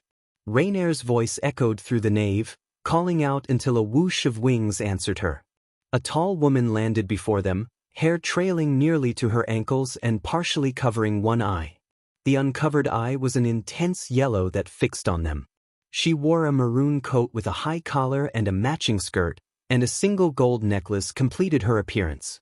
Calawarner's bearing was as striking as Rainier's, but different in its harsh elegance. Issei wondered briefly if all fallen angels looked like that. Calawarner's gaze softened when it landed on him and then shifted to Rainier as she noted that the kid was with them and asked if Rainier had actually completed her assignment this time. Rainier protested that she always finished her work, but Calawarner interrupted and asked what Rainier was wearing. The simple question drained the force from Rainier's rant. She fell silent and looked almost ashamed. Calawarner's eyes moved to a strip of white gauze, peeking from Rainier's collar and then to the kid, who bore similar bandages. Rainier began to explain, but Calawarner cut her off, furious, and summoned a spear of yellow light aimed straight at her. The subsequent clash erupted into a blur of energy and movement. Shouts and impacts reverberated through the old church as the two fallen angels exchanged blows. The structure trembled under the force of their battle. Plaster cracked, debris rattled down from the ceiling, and stained glass shattered into colorful fragments that scattered across the floor. After a long, chaotic exchange, Issei pushed himself up from behind a pillar he had used for cover. His ears rang and his vision swam. Both fallen angels were on their knees, winded and bruised. Calawarner panted with fury and exhaustion as she vowed that once she recovered she would make Rainier pay for the mistake. Rainier, equally out of breath, defended herself by insisting their target had been a simple mark with only one useful trait, arguing that it had been an easy opportunity. Calawarner shot back that killing someone in the middle of enemy territory had been reckless, questioning Rainier's judgment and the meaning of surveillance and recruitment. Their argument continued in ragged bursts as both struggled to catch their breath. Rainier then accused the deceased of getting close to the enemy team, which only tightened Calawarner's expression. The two exchanged threatening looks that made clear the discussion was far from over. Issei stepped forward and urged them to calm down, reminding them time was limited. He suggested they tell their superiors whatever they decided so that they would face less heat from this already messy situation. He warned that Rias and her peerage were likely combing the town after the commotion and recommended that they both leave to avoid being caught. His firm tone irritated Rainier, and Calawarner met his gaze with equal irritation and a slow nod that indicated she had taken his warning seriously. Calawarner accepted his information and said she would return the favor, while Rainier warned that this was not over. Calawarner promptly tapped Rainier on the head to silence her. With a powerful flap of their wings, the two fallen angels ascended into the night and disappeared from view. Issei watched them go with a mix of relief and apprehension, knowing from experience that the supernatural tended to find its way back to him. Turning away from the ruined church, Issei went home. When he stepped inside his modest apartment, the familiar quiet wrapped around him. He kicked off his shoes and collapsed onto the couch, letting tension trickle out of his limbs. Just as he began to relax, a flash of red light cut across the living room. A summoning circle bloomed on the floor in a radiant glow. Issei muttered under his breath that he could not believe it as the light shattered, revealing Rias and her peerage. Rias moved with inhuman speed, rushing to his side and checking him over to make sure he was all right, gripping his shoulders with concern and urgency. Issei's face flushed from the sudden proximity. He tried to pull away, surprised by her intensity, but her hold remained steady. Akino stood nearby, watching with a mischievous glint in her eyes as the scene unfolded. Akino apologized to Issei with an insincere smile, her hand covering a grin as she remarked that it was unusual for the club president to be so worried about a boy like him. Kiba offered an apologetic expression to Issei and explained that they had not meant to intrude, but had come as quickly as possible when they saw a large barrier appear. He wore the same uniform Issei remembered, and carried a large black sword with a golden handle. Kaneko stood behind him, chewing on a lollipop and seeming unbothered by the situation. Issei reassured Rias with a gentle hand on her shoulder, and she stepped back, slightly flushed, apologizing that she had been so worried and that she had rushed over as soon as she saw what was happening. Issei told Rias he was fine, but Rias, her eyes narrowing, accused him of lying and pointed out that she had noticed gauze under his shirt. Issei explained it was from old wounds and covered the area with his shirt, uncomfortable under her steady gaze. Rias sighed and told him they had detected a barrier and were currently pursuing a fallen angel. Issei said he had noticed the barrier and then revealed that he had already sent the fallen angel away. Rias reacted in shock and demanded to know what he had done. Issei winced and asked her not to shout. He was reluctant to explain the confrontation, insisting it had only been a minor misunderstanding and that everything had been resolved. The members of the Occult Research Club exchanged uneasy looks. Encounters with fallen angels were rarely that simple. Rias stepped closer and demanded to know who the fallen angel was and what she wanted. Issei named the fallen angel as Rainier, explained that she had been looking for something and that she had the wrong person, and said she had left after that was clarified. Rias remained unconvinced and pressed him for more, but Akino stepped forward and urged caution. She reminded everyone that fallen angels rarely acted alone and that they needed to be prepared for anything. Issei accepted that they should be vigilant and promised to keep watch. Akino then moved closer to Issei and placed a firm hand under his chin to lift his face, fixing him with a serious, probing look to make sure he understood the gravity of the situation. Rias reacted with surprise at Akino's boldness. Akino insisted that if Issei was hiding anything it could endanger them all and emphasized the need for complete trust. Issei, flustered but earnest, swore that he was not hiding anything that would harm the group. Akino studied him for a moment longer and then relaxed, reminding him that they were a team and he did not have to carry everything on his own. Rias stepped in and told Akino that was enough. Akino suggested they begin their daily patrol and proposed taking Issei along so he could learn more about their responsibilities. Rias agreed and ordered Issei to come with them. Issei protested that he did not feel like going out, but Rias insisted that because he had lied earlier he needed to help on patrol to make up for it. He grumbled but conceded. The group prepared and headed out, Rias leading with Akino at her side as they moved through the streets. Kiba remained behind for a moment before following, walking with calm dignity and his hand resting on the hilt of his sword. Kiba and Kaneko fell into step together. Kaneko kept her gaze forward and continued to chew her candy without paying him much attention. Kiba considered whether to start a conversation, but decided he preferred the quiet. He should probably make an effort to know them better, since this would likely not be the last time they met. He looked at her again. Her small frame and stoic demeanor made her seem unapproachable, but he knew from past experience that appearances did not tell the whole story. He groaned inwardly and surrendered to the situation he hated starting conversations. He asked an awkward question and immediately regretted it. Kaneko turned so quickly that her movement startled him, and the cracking of knuckles served as a clear warning. He scrambled to correct himself and said he meant for patrol. Kaneko studied him for a moment, then released him and continued walking. She confirmed that she did take the back. He admitted he was not familiar with how formations worked. Kaneko tried to ignore him, but his determination to keep talking prevailed, so she answered in hopes of keeping the exchange short. She explained that they were reincarnated as devils through the evil peace system, which was based on the game of chess. She said she was Rias's rook, and the piece granted her exceptional strength and defense, so she stayed in the back to handle surprises. Issei listened and nodded as she explained. He asked about the rest of the group. Kaneko indicated that Rias held the king piece, which she said automatically increased Rias's destructive power tenfold. When Issei raised an eyebrow at the literal-sounding name, Kaneko met his look with a blank stare and confirmed that it was exactly as it sounded. She continued by describing the others. Kiba had the knight piece, which gave him exceptional speed. They did not have a bishop piece, which would have provided increased magic reserves.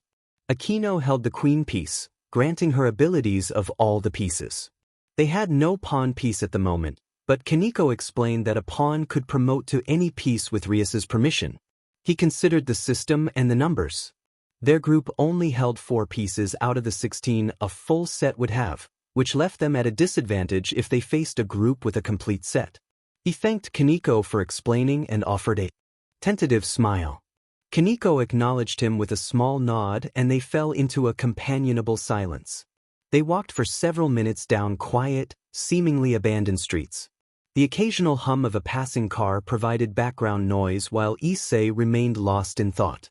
They had covered about half their route when Kaneko suddenly tugged on his sleeve. He looked down to find her still facing forward and holding on firmly.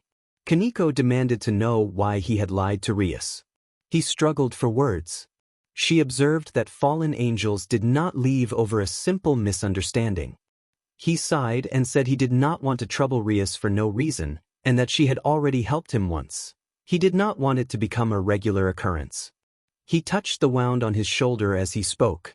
Kaneko did not relent, her grip steady. He tried to explain that it was not about trust. He said he thought Rias already had enough responsibilities looking after everyone and that he had his own burdens to handle. He believed wasting her time would be wasteful, since he had always managed his problems on his own and it had mostly worked. Kaneko's eyes stayed on the road ahead, though skepticism flickered in her gaze. He added the qualifier mostly, trailing off.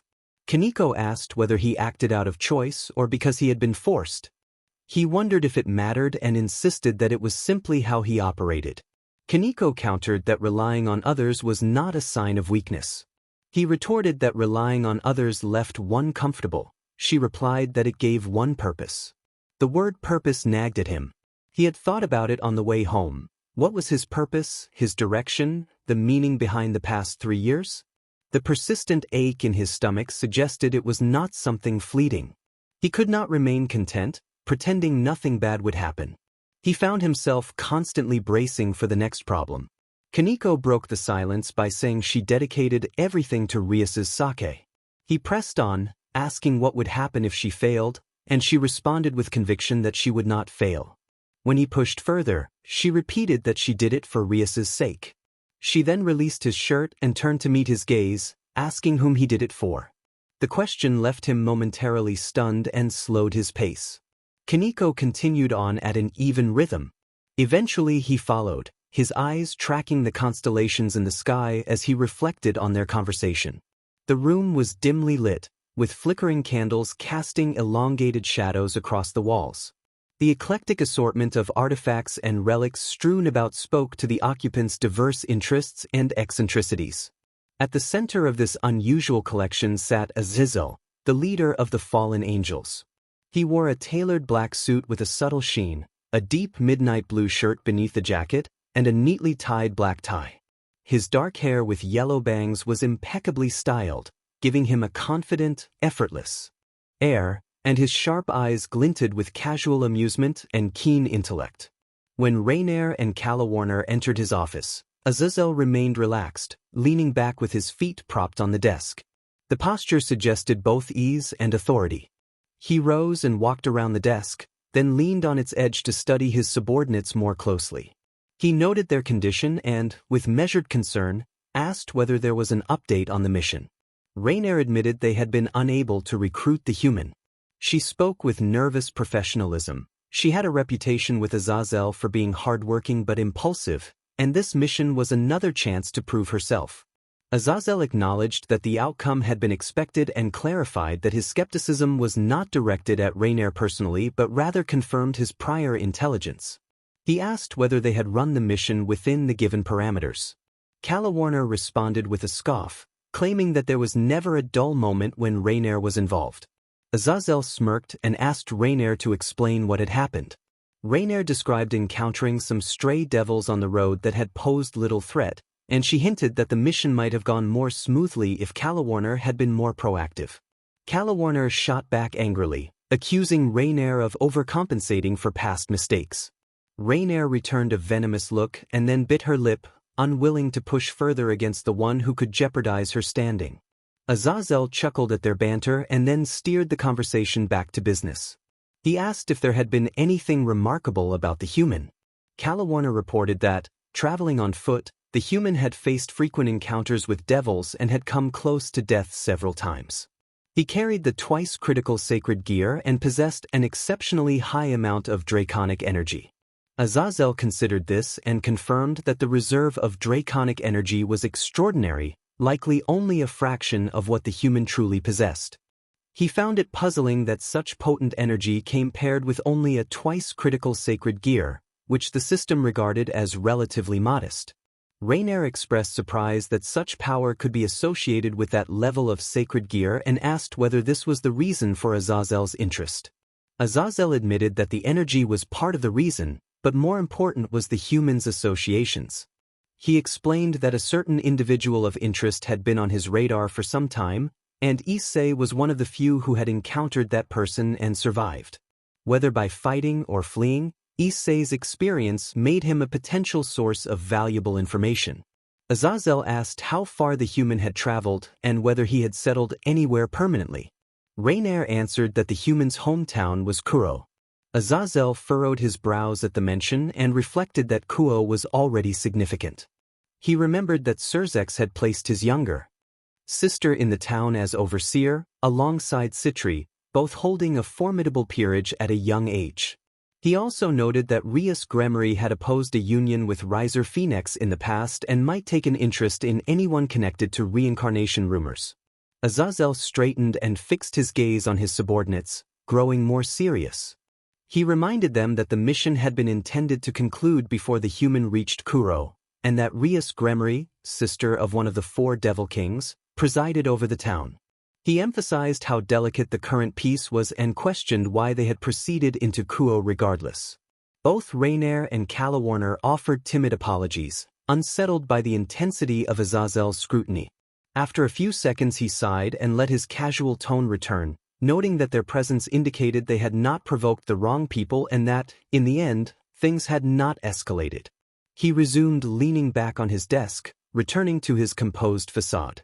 Azazel hated having to intimidate or overwhelm those under him, but Rainier and Calawarner could be so clueless that he felt he had no choice. Azazel demanded to know if anything had happened while the two almost caused another international incident.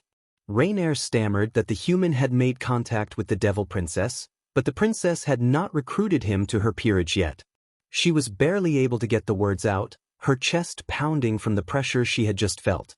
Azazel said he would have thought the princess would jump at the chance, but in any case it worked in their favor, and he asked if anything interesting had occurred in the town. Rainier reported that the human had fought a stray devil in an abandoned warehouse, had been overwhelmed and nearly defeated, and had been rescued by that brat. Azazel laughed, noting that the kid never caught a break. From what he was being told, the human fought almost every day. It was a surprise he had made it this far. Azazel assumed that was everything they had to report, and both of them nodded. Azazel excused them for the moment, and they bowed their heads and returned to their stations. Calawarner then told them to be ready soon, as he would be assigning them to a new location. Rainier stopped and listened intently, asking where they would be going. Azazel gave Rainier a mischievous grin and said that all 4 of them would be having a nice little chat. Rias reminded Issei to be careful. Issei groaned in annoyance and told Rias that if anything happened he would call for her. Rias repeated that if he used the summoning circle for any reason, her peerage would arrive immediately. Issei gave a mock salute, and Rias responded with a pout before she wished him well. The group dispersed one by one until only Kaneko and Issei remained. Kaneko studied his face with her yellow eyes, gave a small nod, and left with her group. Issei sighed and pulled out his keys to enter his apartment, which needed cleaning after the earlier incident with that woman. He had not had a full day of peace since arriving in town. The supernatural activity felt magnified after encountering two of the three main factions within 16 hours. At least now he could try to relax. When he pushed open the door, he found his living room in its usual disarray, the TV in its spot, blankets and pillows scattered, and three strangers who seemed to have made themselves at home. One was the blue-haired woman he recognized from before, another was Rainier, and the third was an older man in a red trench coat with a casual, open shirt. The man put his feet on the table and read a book as if he owned the place. Issei's expression tightened with annoyance and fatigue. The summoning circle in his hand crumpled in his fist, and he dropped it to the floor. He extended his left hand and summoned his sacred gear, bracing himself for a possible 3-on-1 confrontation. He prepared for an intense, anime-style clash that might send furniture flying if it came to that. The two women rose immediately, ready to move at their leader's signal. The man laughed and told Issei to relax, insisting they were not there to cause trouble. Issei found the man's casual manner unsettling and mentally classified him as some kind of sleazy salesman. Issei demanded how the man knew his name and accused him of being a pervert. The man snickered and responded that he was not a pervert today. He then assured Issei that they posed no threat and that he had come to discuss something. Issei recalled the previous encounter with the blue-haired woman and had told her to tell her boss that excuse as long as they did not return to bother him. He wondered if this man could be that boss. Azazel introduced himself formally as the leader of the Fallen Angels faction and explained that he had come on a different matter. Issei's guard remained up, his sacred gear still active, but he loosened his stance slightly. Azazel then introduced his companions, Rainier, who shot Issei an annoyed look, and Calawarner, who gave a casual greeting. Issei bluntly said he was not interested in joining whatever group they represented and wanted only peace and quiet. Azazel said he understood that sentiment but claimed Issei, as a human, had already become more involved with the supernatural world than he realized. Azazel gestured for Issei to sit and said that Issei's relationship with the redhead, Rias, was more significant than he thought. Issei raised an eyebrow. He acknowledged that Rias oversaw the town, but he had not expected deeper implications. He considered Rias's brother and his vast, ominous influence. Issei asked if Azazel meant Rias's older brother. Azazel chuckled and confirmed that he was referring to her brother, who was one of the 4 Devil Kings and arguably one of the strongest. Issei reacted with disbelief, thinking Azazel must be joking, but Azazel continued without pause. Azazel explained that his interest in Issei was not because he wanted to use him, but because Issei possessed information Azazel had been searching for. Issei felt a mix of confusion and unease at the suggestion that he might hold the answers Azazel sought. Issei wondered what information about him could possibly interest the leader of the Fallen Angel faction. The only significant, unusual thing he could think of was what had happened 3 years ago. He tightened his grip on the sides of his chair without realizing it, a motion noticed by Azazel. Azazel explained that as a show of goodwill he would not satisfy his curiosity about that event until much later, and even then it would be Issei's choice whether to reveal anything. All he asked was that Issei accept his offer. Issei considered the man for a moment, then glanced at the 2 fallen women in the room. One gave him a hostile glare while the other remained indifferent. Issei asked what the offer was. Azazel brightened and said that starting with compensation tended to be most effective. He offered Issei guaranteed protection and the support of his faction, stressing that Issei would not be required to formally join them. Azazel added that he was a devoted researcher and an expert on sacred gears, able to provide information, training methods, and potential upgrades. He invited Issei to verify his reputation if he wished. Issei rubbed his temples, annoyed by how easily he was being pulled into involvement. He could not deny the appeal of guaranteed protection, possible game-changing information about his sacred gear, and the fact that he would not be obligated to take sides. He asked what Azazel wanted in return.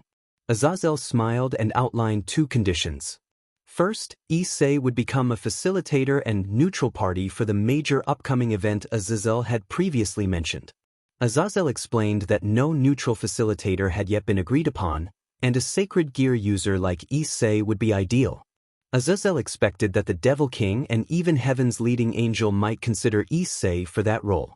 When Issei pressed for details about the event, Azazel declined to explain further, insisting that Issei would learn more in time. Issei groaned and asked about the second condition. Azazel said the second condition required Rainier and Calawarner to be placed on an indefinite mission overseeing and reporting to him about all matters related to Issei. They would live with Issei, report updates, and Azazel would cover any additional expenses. The women protested in unison. Issei reacted with disbelief at the idea of living with a woman who had tried to assassinate him less than 12 hours earlier. Azazel laughed at their reactions and confirmed that he was serious. He suggested that the 2 could serve as personal bodyguards and trainers while he dealt with other, mostly internal matters. Rainier protested to Lord Azazel about having to live with Issei. Azazel cut her off, saying there would be no exceptions and that this was their mission. Rainier looked to Calawarner for support, but Calawarner simply rubbed her temples and nonchalantly asked if she was allowed to sleep there. Issei, puzzled, offered his bed. Calawarner accepted the mission with a mock salute, while Rainier seethed. Azazel approved and announced that was the extent of the arrangement. He extended his hand to Issei and asked if they had a deal. Issei weighed the decision, knowing there would be no turning back. He decided the protection and knowledge were worth it. He shook Azazel's hand and agreed to the deal. Azazel laughed heartily, said he should be on his way, and vanished in a flash of yellow. A crumpled piece of paper on the floor suddenly glowed with an uncontrolled crimson light. Issei's eyes widened as red energy crackled through the room. The effect did not bode well. Issei cursed and sprinted toward the 2 fallen women to get them out of harm's way, urging them to move. Just as he reached them, the paper flared into a burst of crimson energy that sent a shock through the room and knocked everyone to the floor. Smoke and dust cleared to reveal Rias and her peerage.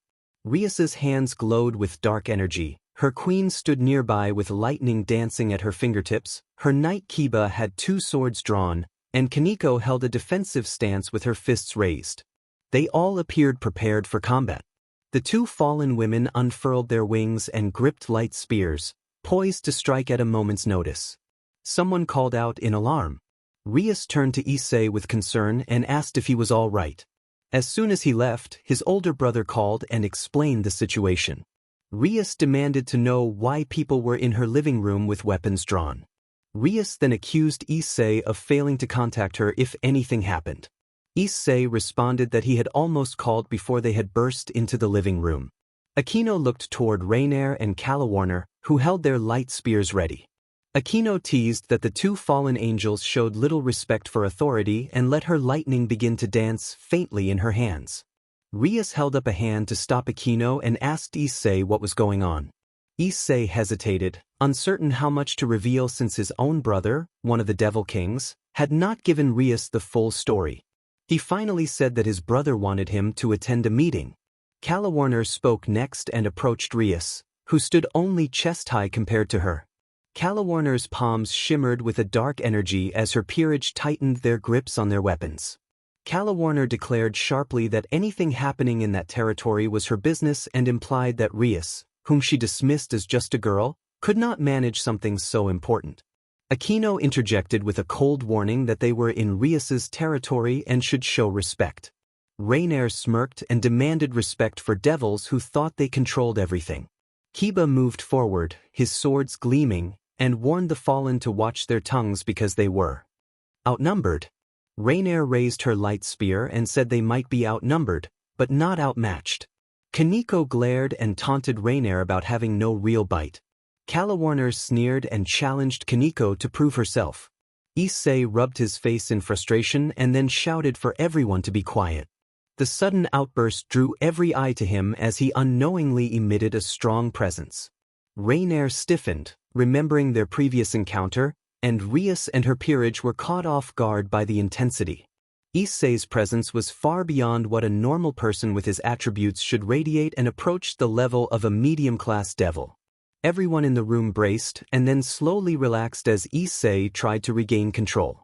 Issei returned to his explanation and said that Azazel had been involved. He named the fallen angel leader, which made the devils erupt in exclamations. Rainier spat that if Issei knew what was best for him, he should leave. Rias clenched her tongue but kept her composure when Issei met Rainier's hostility with a sharp glare. Rias asked why Azazel would be interested in Issei. Issei replied that Azazel seemed interested in his sacred gear and the fact that he was human, and that Azazel believed Issei could be useful, although he did not know the exact details. Rias turned her attention to Rainier and Calawarner and asked about a purple barrier that had appeared in the sky a few hours earlier. Rainier feigned ignorance, but Rias stated that multiple sources had confirmed Rainier had cast the barrier. Calawarner scoffed at the idea of Rias's sources, and Aquino warned that their energy signatures were present on the barrier, making denial pointless. Rainier asked what the barrier had done. Kiba answered that it had been a powerful containment field meant to trap anything within its radius and perhaps prevent escape. Kaneko added that it had not been subtle. Rainier sighed and admitted she had cast the barrier as a precaution, saying they had reasons to believe there were threats in the area. Rias objected that taking such drastic measures in her territory without informing her was unacceptable. Calawarner responded coldly that they did not answer to Rias and had their own orders. Rias insisted again that it was her territory and that they were guests who had to follow her rules. Rainier shrugged and said they were there on orders like everyone else and suggested Rias take any complaints to her superiors. A tense silence fell as both sides glared at each other. Rias took a steadying breath and then announced a condition for them staying in town. Rias produced school uniforms and said that if the fallen angels were to remain in the area, they would attend the local high school so she could keep an eye on them. Calawarner laughed at the idea of attending school with humans. Rias remained firm and repeated that she was not joking. Rias made it clear that attendance at the academy was non-negotiable. Rainier and Calawarner exchanged displeased glances, and Rainier demanded to know what would happen if they refused. Rias answered firmly that they would no longer be welcome here if they tried to make trouble, and the threat was enough to force the two fallen angels to relent.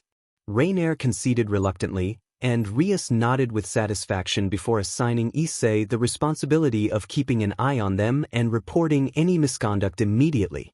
Issei sighed at the weight of the task, feeling as if he had been handed an impossible duty. Rias warned that she would be watching and left with her peerage, leaving Issei alone with the two disgruntled fallen angels. Issei muttered sarcastically that things had gone well, and Rainier shot him a cutting look as she told him to stay out of their way. Issei, incredulous, pointed out that their actions had caused him trouble, referencing a prior assassination attempt that had complicated his life. Rainier bristled in defense, insisting that her plan had been necessary. Calawarner laughed, mocking Rainier's justification, and Rainier snapped back, wings twitching with irritation. Issei crossed his arms and challenged Rainier, suggesting she had acted on her own rather than following orders. Rainier offered only that she had her reasons and that Issei was more dangerous than he seemed. Calawarner pressed for details, enjoying Rainier's discomfort, but Rainier refused to share. Issei rubbed his temples, fed up with the arguments, while Calawarner continued to taunt Rainier about causing trouble. Rainier shouted for Calawarner to be quiet, and Calawarner shot back that if Rainier had cooperated more often, they might not be in this situation. Issei decided to head for his room in search of a few hours of peace. Just before he left, Calawarner called after him in a teasing but sincere tone and offered to keep him company if he wanted someone around. Issei turned, cheeks reddening from the awkwardness of the offer, and politely declined, saying he would be fine. Calawarner shrugged and said she would be available if he changed his mind. Worried about where the two fallen angels would sleep, Issei quickly tried to be helpful and offered them his room while he took the couch. Calawarner teased him about being chivalrous, and Rainier scoffed at the idea of sharing. Calawarner continued to tease in a light-hearted way, and Issei flushed deeper, insisting it was not what he had meant. Calawarner laughed it off and assured him they would manage. Issei finally wished them good night and retreated to the storage room, grabbing a blanket and pillow from the closet. As he settled onto the couch, he could still hear Calawarner's soft laughter from the other room. He pulled the blanket over his head and tried to drown out the sound, hoping for a restful sleep despite the complications the night had brought. Issei Hyoudou squinted as the first rays of morning filtered through the living room that had become his new bed. The alarm on his phone buzzed insistently, and he groaned as he reached out to silence it. The sounds of Rainier and Calawarner stirring elsewhere reminded him that today was a big day, his first day back at school after 3 long years. Rainier urged him to get up, warning that they were running out of time. Issei sat up with a jolt, rubbed his eyes, glanced at the clock, and told them that his name was Issei as he tried to ignore the knot of anxiety tightening in his chest. In the kitchen, Rainier moved briskly while preparing a simple breakfast, clearly impatient about their situation. Calawarner sat at the table flipping through a magazine with an indifferent air. Calawarner asked if something had been made for her, and Rainier snapped at her not to use a nickname. Rainier then took the pan from the stove and distributed the eggs onto 3 plates. Issei trudged into the kitchen rubbing his temples and asked if they could get everything over with, admitting he already felt on edge. Calawarner's expression softened as she reassured him and suggested he think of the day as a new adventure. Issei noticed their uniforms as he prepared himself. His own consisted of a black blazer, white long-sleeve shirt with accents, gray trousers, and brown dress shoes. The other woman's uniform featured a black blazer and a magenta skirt, and he registered how neatly it fit. Calawarner raised an eyebrow and smiled at the small exchange, and Rainier came downstairs with her plate in a hurry. The tension in the room was palpable as they finished breakfast and got ready. Issei felt his nerves intensify while putting on his Kuo Academy uniform. The crisp white shirt, black blazer, and gray trousers felt foreign and restrictive compared to what he usually wore. Rainier adjusted her own outfit with a huff and complained about the uncomfortable corset. Calawarner's uniform seemed to fit her with ease, and she advised thinking of it as part of their cover. Rainier shot a glare but fell silent. They gathered their things and headed out. Approaching the gates of Kuo Academy, Issei's anxiety spiked. The grand entrance, flanked by tall iron gates and manicured gardens, felt imposing. Students in similar uniforms moved about the courtyard, chatting and laughing as they headed to classes. Rainier remarked that he looked like a lost puppy. Issei explained that he had not been to school in 3 years. Rainier dismissed the place as just a gathering of ordinary people. Calawarner reminded them to check in with the student council president, and Issei nodded, feeling the weight of their mission. Their presence drew attention and whispers from other students, and a few looked at Issei with evident disapproval. Rainier scowled at the crowd, voiced her frustration at the attention, and admonished Issei for acting timid. Issei attempted to keep his composure and said that being thrown back into this after 3 years was overwhelming. Rainier rolled her eyes and dismissed it further, calling the students ordinary. Calawarner appealed to Rainier not to antagonize him, saying it only made things worse. Rainier retorted that Issei was a walking disaster and more of a burden, and Issei, flushing with annoyance, insisted he was doing his best and asked for some support. Calawarner, exasperated, urged them to focus on the reason they were there and to try to get through it without turning it into a disaster. Rainier questioned what the plan was and complained that they were already attracting too much attention. Issei answered that he had no idea and assumed Rainier had been the one planning things. They continued through the bustling courtyard. Issei's nerves frayed as the stares and whispers intensified. He stumbled and bumped into a nearby snack stand, sending a cascade of drinks spilling onto the ground. Rainier muttered that it was a mess and blamed him, while Issei scrambled to apologize to the vendor. Calawarner stepped in to help clean up and urged them to avoid any more incidents. Rainier huffed afterward and complained about being blamed again. Rainier muttered that maybe if the human could pull himself together, they would not be in this mess. As they approached the entrance of the main building, tension remained high. The students' curious glances and whispers followed them, and Issei found it increasingly difficult to ignore the discomfort. Issei wondered aloud why everyone was staring at them, his annoyance barely masked. Rainier replied curtly that it was probably because he was with them and that his constant fumbling was not helping. Calawarner, with patience wearing thin, asked Rainier to stop and urged them to get through the day without more chaos. Rainier glared at Calawarner and Calawarner told her to be quiet and to keep moving toward the office. Calawarner picked up her pace to avoid the spotlight. Having gone through espionage school with Rainier, she detested feigning public appearances, the fake smile, the pretense, even shape-shifting, and would rather be away from the attention. They moved inside the building. The ornate furnishings grew more elaborate as they approached the student council office. At the end of the hallway, two large wooden doors loomed before them, the intricate carvings on the wood becoming clearer by the second. Issei took the initiative and knocked, the sound echoing in the suddenly silent corridor. Footsteps approached from the other side and the doors opened. A young girl looked at them with an emotionless stare, gave a slight bow, and gestured them inside. The room was decorated in a manner that mirrored Issei's occult research space but without occult items. It included a small bathroom and shower, a kitchen with a tea set, and expensive furnishings. Behind an unreasonably expensive wooden desk sat the student council president Sona Citri, flanked by her peerage. Sona fixed them with a stern, businesslike expression and stated that they were late. Rainier scoffed and asked since when they were considered late. Sona informed them that they had missed the entrance ceremony an hour and 45 minutes earlier. Issei and Calawarner stared at Rainier in disbelief, remembering her earlier insistence that they get to school on time. Rainier scrunched her face at the accusation but remained silent. Issei pointed out that the letter had said 8 a.m., and Sona clarified that the time in the letter was to report to homeroom. The entrance ceremony had not been disclosed in that notice. Issei argued that the entrance ceremony had not been disclosed, and Sona stated sharply that attendance at the ceremony was common practice. Sona cleared her throat to buy a moment and began to address the newcomer by name. Issei interrupted, asking to be called by his given name instead of a formal surname. Sona sighed, pressed her fingers to her temples, and let the weight of her responsibilities settle back over her. The student council office that usually felt like a sanctuary of order now seemed like a cage of complicated issues. A few days earlier, Rias had informed Sona about the new arrivals. The details had been alarming. A human with a sacred gear who had been absent from his town for 3 years had suddenly resurfaced. That alone was unsettling, but it grew worse when Sona learned he had become entangled with a particularly dangerous stray devil who had been evading detection for some time.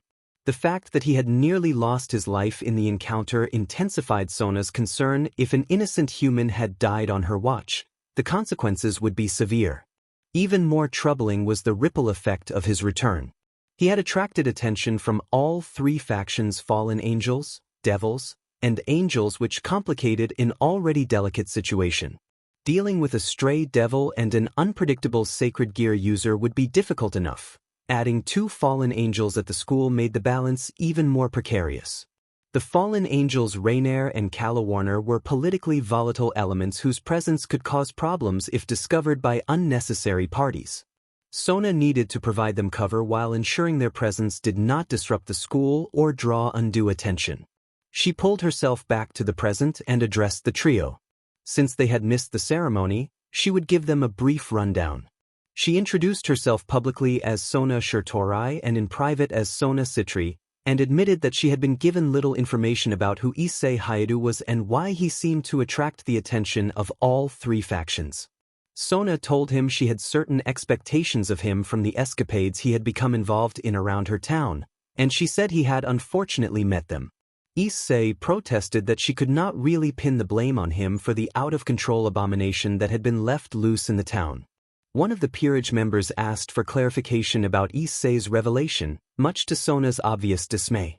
Issei explained that he had no inclination to be there aside from extenuating circumstances and that he, too, was in the dark about the uninvited interest of the factions. Sona replied that, considering his position and his company, there must be some significance to him being there. Rainier, clearly irritated, said she wished there were no significance and that they should get it over with because she did not want to spend more time around the brooding human and the devils. Sona's voice turned steely at the remark, though her expression remained composed. Calawarner sighed and asked everyone to ignore Rainier, noting that they had experienced chaotic days and that they needed to proceed with their duties. As students they had assignments and lectures to attend. Sona stared at the trio with varying amounts of annoyance before she reluctantly agreed to move on. She gave a quick rundown of the ceremony, stating the expectations plainly. They were to represent the school both inside and outside its grounds, uphold the school's reputation, help their classmates and accept help in return, adhere strictly to the rules, and maintain a consistent work ethic. She warned that the unauthorized use of magic or supernatural power was prohibited and could lead to severe consequences, and she reminded them that they were at school to learn, to enjoy their youth responsibly, and to prepare for the future. Sona then asked Tsubaki to take the two fallen angels and guide them to homeroom class 3A, and told Issei that she would take him to class 2B. Tsubaki acknowledged the order, gestured for the two fallen angels to follow, and led them up the staircase while Issei followed Sona. The five of them exchanged one last look before parting ways. As they reached the sliding door to Sona's office, Sona turned and warned Issei not to mess this up, then walked briskly back to her office. A muffled voice from inside the office told him to come in. When he slid the door open and stepped inside, he immediately felt dozens of students' eyes on him, taking in every visible detail. He swallowed and moved to the center of the room to face everyone. The teacher with gray hair introduced Issei as the new transfer student and asked the class to welcome him. Several students murmured that he was a boy and that he looked different. Some thought he had an appealing look, while others commented that his hair was unusual. A few students asked why he had been walking with the two older women earlier, and one student muttered in disdain, asking what someone like him was doing associating with such attractive companions. Issei searched the room for the source of that remark and found two students whose expressions made their dislike of him obvious. The teacher began to address him using a formal version of his name, but Issei interrupted, saying he preferred to be called Issei. He noted silently that a certain fallen angel had made it a habit of encouraging him to correct people. The teacher asked Issei to introduce himself properly, and Issei offered his name as Issei Hyoudou, adding that he was returning to school after a few years and asking for patience as he settled back in. A hand from the back of the classroom went up with a question about where he had been during that time. Issei hesitated and then replied that he had been away dealing with family matters. Another student with glasses asked if he had been traveling, and Issei nodded, saying that could be one way to describe it.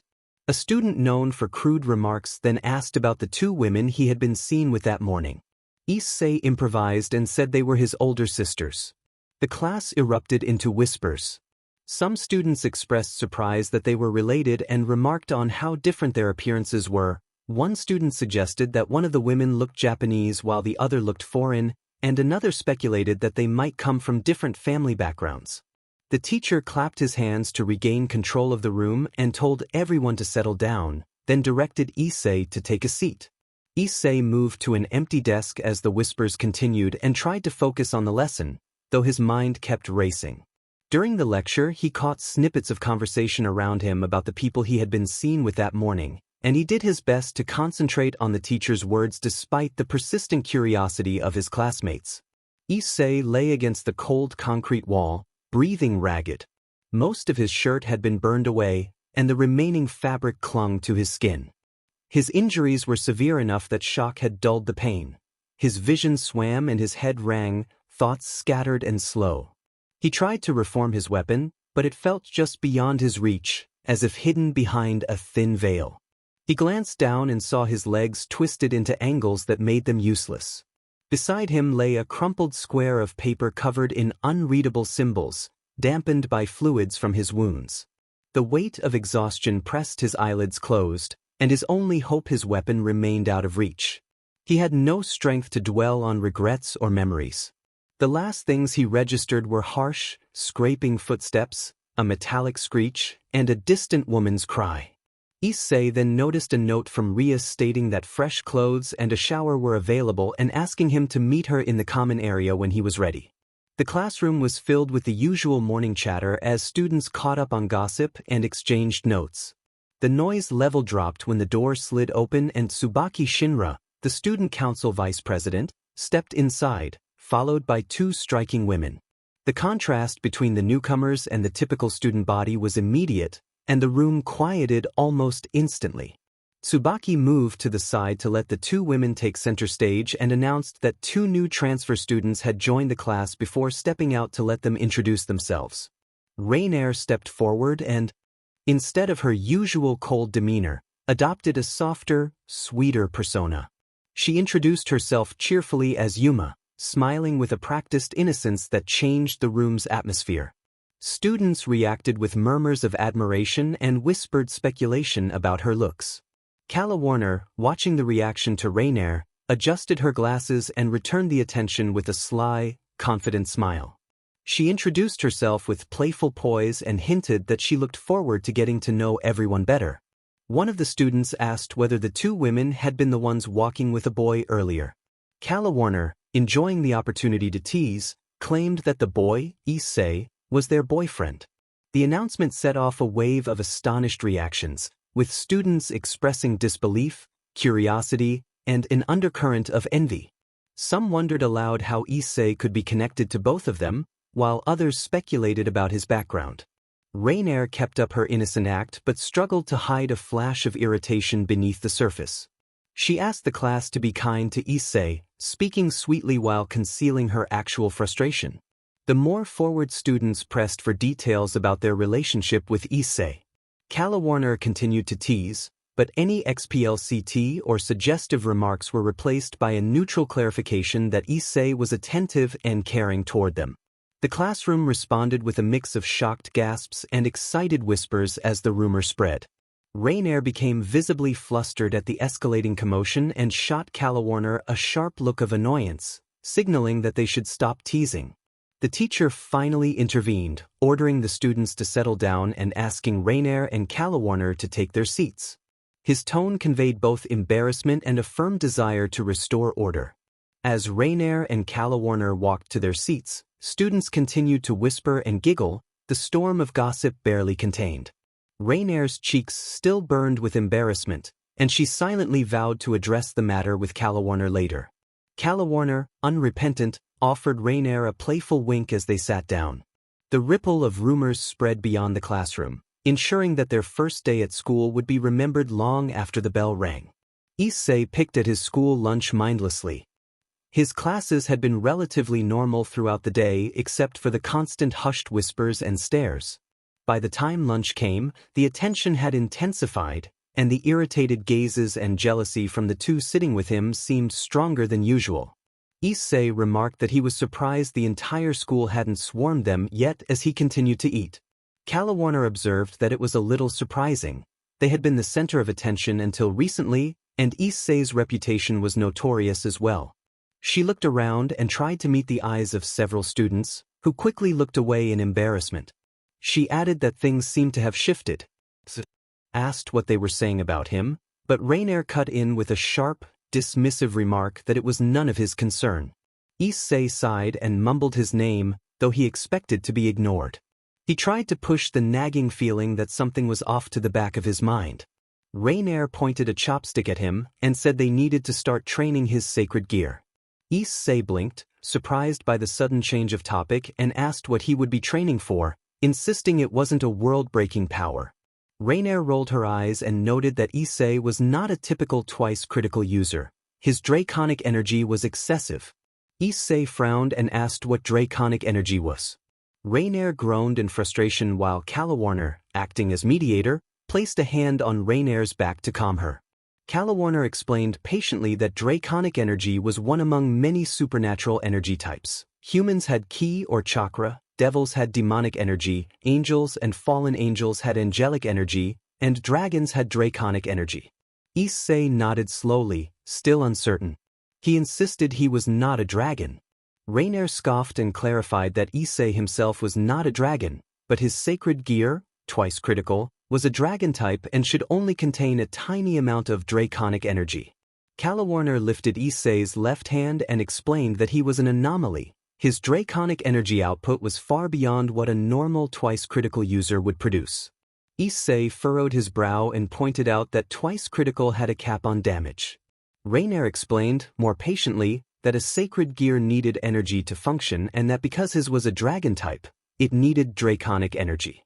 Normally, a twice-critical had just enough energy to function, but Issei had excess energy that could be harnessed in different ways with proper training.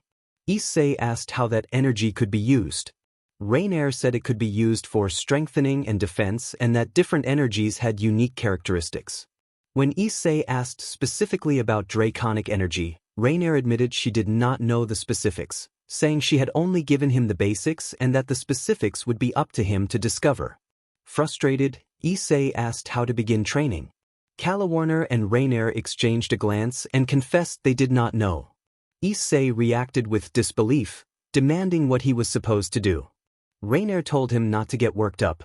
They knew he needed to train and harness that energy, but the details were tricky. Calawarner added that draconic energy was rare, especially in someone like him, and they were more accustomed to other energy types. Issei asked if the devils might have some idea, and Calawarner suggested the princess, who had reincarnated servants, might be more familiar with unlocking different energies. Rainier agreed that they would probably arrange a formal meeting with the devils to discuss their presence going forward and that Issei could bring it up then. Before Issei could press the issue further, new presence approached their table. A petite girl with short, bobbed hair and large round glasses introduced herself as Aiko with an overly cheerful, breathless energy. She smiled with a mix of curiosity and excitement as she greeted the three of them. Issei greeted her cautiously and asked if she needed something. Aiko's eyes sparkled with barely contained excitement as she asked whether it was true. There was a noticeable pause as the three of them stared at her, uncertain what she meant. Aiko's face grew a deep shade of red, and her breathing became visibly deeper. Her hands, clutching a small notebook and pencil, trembled slightly, and the camera around her neck bounced with the rhythm of her uneven breaths. Issei felt a shiver of unease crawl up his spine as he wondered why she looked so agitated. The two fallen angels beside him seemed equally perplexed by the girl's overexcited demeanor. Issei finally asked who she was, hoping to get some clarity on the situation. Aiko giggled and introduced herself as the president of the school news club, explaining that she had been hearing all sorts of rumors about the three of them and asking if it was true. Issei opened his mouth to respond, but before he could say anything, Rainier reached across the table and took his hand, interlocking her fingers with his. Her grip was firm but oddly gentle, and she smiled though a faint blush crept up her cheeks. Rainier confirmed the implication simply and politely. Calawarner then reached for Issei's other hand and interlaced her fingers with his as well, giving Aiko a confident, almost smug smile as if confirming something obvious. Aiko's eyes widened and her face flushed even more. She scribbled furiously in her notebook, breathing in short, excited bursts, and asked if they could provide a photo for the school newspaper as proof. Issei's mind reeled at the request, unsure how he was supposed to prove anything. Rainier's thoughts raced as well. She disliked the situation but understood that maintaining their cover story was important. Calawarner decided to help by staging a brief, friendly pose for Aiko's camera so there would be something to show the student body. The cafeteria, which had been buzzing with quiet whispers and side glances, erupted into a roar of cheers and excited chatter as students began to capture the moment on their phones. The atmosphere was electric. Rainier, watching the scene unfold with a mixture of frustration and reluctant resignation, forced a composed expression and took part in the pose demonstration. The students' reactions escalated, and Aiko snapped picture after picture, delighted by every angle. A short time later, Aiko announced to the cafeteria that the sightings and rumors about Issei and the two girls were real, and that she had photos to back it up. The declaration hit the trio like a ton of bricks. For a moment, all three of them froze, their minds struggling to process what had just been broadcast. Issei's face turned a deep crimson as shock and embarrassment flooded him. Rainier's composed exterior shattered and she flushed with mortification, her eyes darting anxiously between Aiko and Issei. Calawarner, normally calm, felt panic rise as the realization of the situation sank in. All three stood frozen as murmurs and stares from surrounding students intensified the discomfort that clung to them. Suddenly, Issei's eyes widened in realization and he asked, in a shaky voice, whether they had told everyone that they were his sisters. Rainier and Calawarner exchanged guilty glances and flinched at his question. The truth was undeniable, and the weight of their actions crashed down on them like a tidal wave. Rainier's lips parted but no sound came out, and she could not bring herself to meet Issei's gaze. Shame made her want to disappear. Calawarner tried to muster a defense, but her words died in her throat when she saw the look of pure disbelief on Issei's face. Issei's mind raced as the pieces of the puzzle fell into place with alarming clarity. The conflicting stories, the confused looks from classmates, the whispers behind his back, everything suddenly made sense. The rumor he had thought people were overreacting to was not a simple misunderstanding of his relationship with two attractive older women. It was the result of two different cover stories colliding in the worst possible way. Issei groaned and ran a hand through his hair as the full gravity of the situation hit him, thinking how messed up this was. The cafeteria's buzz faded into the background as the trio stood frozen, caught in the aftermath of Aiko's bombshell. Issei demanded to know what they had been thinking and why they had told everyone they were romantically involved with him. Rainier responded by asking why he had told people they were his sisters. Calawarner explained that keeping a backstory straight had been difficult and that they had been trying to stay close to him without raising suspicion. Issei argued that claiming they were his sisters had been the easiest explanation for why they were always around him and that he had never expected them to go around saying they were dating him. Rainier shot back that claiming to be his sisters had not been any better and that she would never pretend to be related to a human. Issei, incredulous, asked how claiming they were his romantic partners had been an improvement, and Rainier looked away without answering. Calawarner, her face flushed and her voice shaky, asked what was wrong with that backstory and why it should cause any problems. Issei threw up his hands in exasperation, insisting that the dating story was far more suspicious than the sister story and that no one in their right mind would believe he was suddenly involved with two older women who had appeared out of nowhere. Rainier blamed the cultural differences between humans and others, suggesting that if Issei had kept quiet, none of this would have happened. Issei reacted in disbelief at being blamed. Calawarner admitted that they had not thought it through. Issei rubbed his temples, feeling a headache coming on, and pointed out that now the entire school believed he was in a strange relationship with his supposed sisters. The three of them fell into a tense silence as the stares and whispers from other students made the predicament feel heavier. Rainier sighed and said they would have to figure something out, but for now they needed to keep their stories straight so contradictions did not make things worse.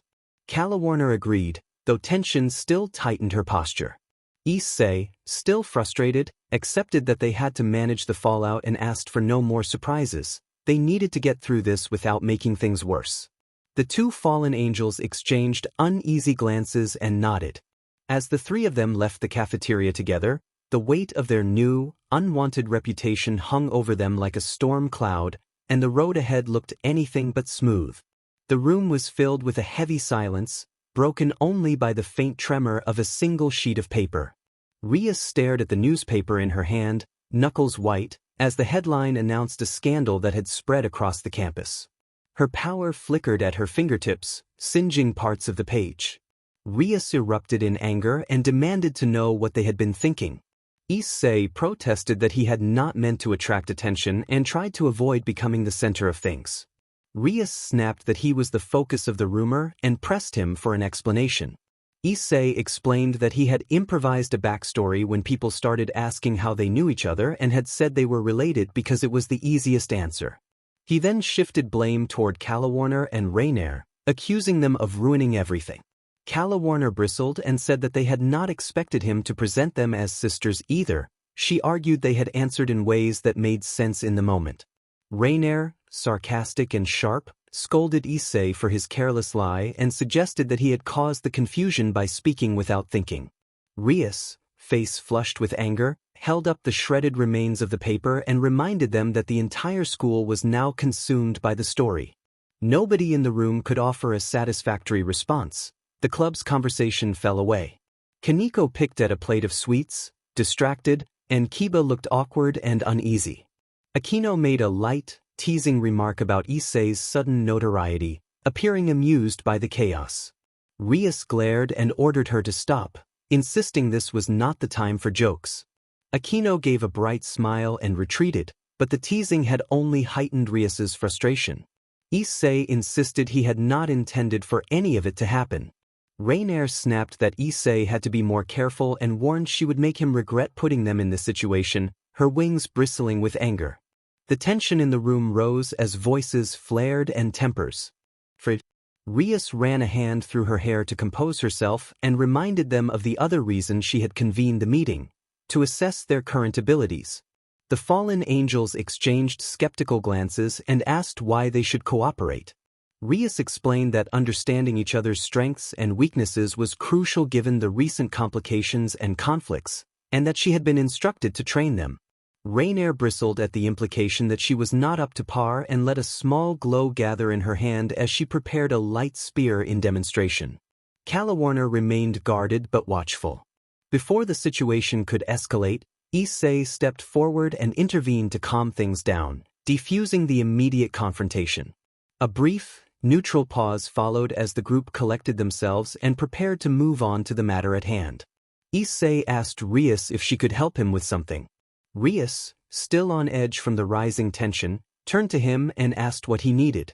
She apologized and warned that if he meant chakra or ki, she could not help since those were dangerous.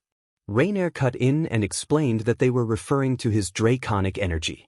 She stepped forward and let the forming light spear in her hand dissipate, saying that he had an excessive amount he could not utilize and that neither of them knew how to unlock it. Calawarner stepped forward and explained that Azazel had ordered them to train him, but they could not begin if he could not access the energy willingly. Rias considered this and asked Issei whether he had ever used it before. Issei tried to recall and could not remember ever using it intentionally. Calawarner interjected that he had used it when he had been near death. Issei reacted with surprise. Rias agreed that it made sense, suggesting that in extreme situations instincts could take over and the body might act subconsciously. Issei asked if she had any idea how he could use it at will. Rias paused and explained that to control his draconic energy he needed to become aware of its presence and learn to manipulate it, often by becoming familiar with using magic. Issei looked puzzled and asked what magic had to do with it. Rias said that magic taught control and manipulation of external energy, and once someone understood that process they could apply the same principles to internal energies like draconic power. Issei admitted that he already knew a bit of magic. Rias sounded surprised and asked what kind. Issei replied that he knew healing magic and showed a hint of pride. Rias asked where he had learned it, and Issei hesitated before saying he had learned it a long time ago. Rias observed him briefly but chose not to press further, then asked if he was sure about his abilities. Issei swallowed and affirmed that he was. The sun had begun to set, casting an amber light across the academy grounds as it slipped below the far tree line. The fading light moved in broad, waning bands, softening corners and rippling through the tall grass behind the Occult Research Club building. Everyone was close enough to watch Issei's every expression yet far enough away to give him room to move.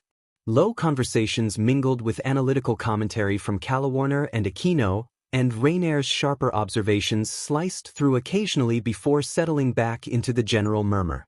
Rias spoke now and then with the measured confidence of someone used to giving orders. Issei heard them but did not fully follow. His attention was drawn to the field itself, as if it were demanding more of him than the spoken words. Rias had constructed a training barrier that now encircled them. Its surface reflected the light in translucent reds like stained glass, shimmering faintly in the waning sunshine. Up close the barrier structure was delicate and almost invisible. When wind or sun struck it at certain angles, the intricate web of demonic power revealed layered arcs. The barrier extended for hundreds of feet, including part of the field and the adjacent forest. It did not feel suffocating. The breeze moved through it, the sun's warmth persisted, and the scent of cut grass and cool earth remained. Despite the outward calm, the barrier created a sense of separation, a dimming of the outer world that made everything inside feel intentional and focused. Issei planted his feet and felt the uneven ground give beneath him. Blades of grass bent against his shoes and settled back. The physical sensation anchored him more than any polished floor could. Rainier stood opposite him, motionless and tensing with barely concealed apprehension. Her fingers fluttered as she tested the air, one hand hanging at her hip and the other at her side. Her expression held a thin layer of contempt born from her earlier judgments. For a moment the field seemed to hang between motion and stillness as the sun brushed across her hair and faded. Issei shifted his weight subtly and flexed his fingers, deliberately relaxing his shoulders and slowing his breathing. He inhaled deeply, held it, and then exhaled, concentrating on steadying himself. The barrier hummed softly around them. A breeze brushed his collar. He maintained eye contact with Rainier and focused on steady breathing to calm the agitated current rising beneath his consciousness. The memory did not return in fragments this time. It returned whole. It began not with a dramatic shift or a sudden revelation, but with a quiet that had settled over the occult research club room with deliberate weight.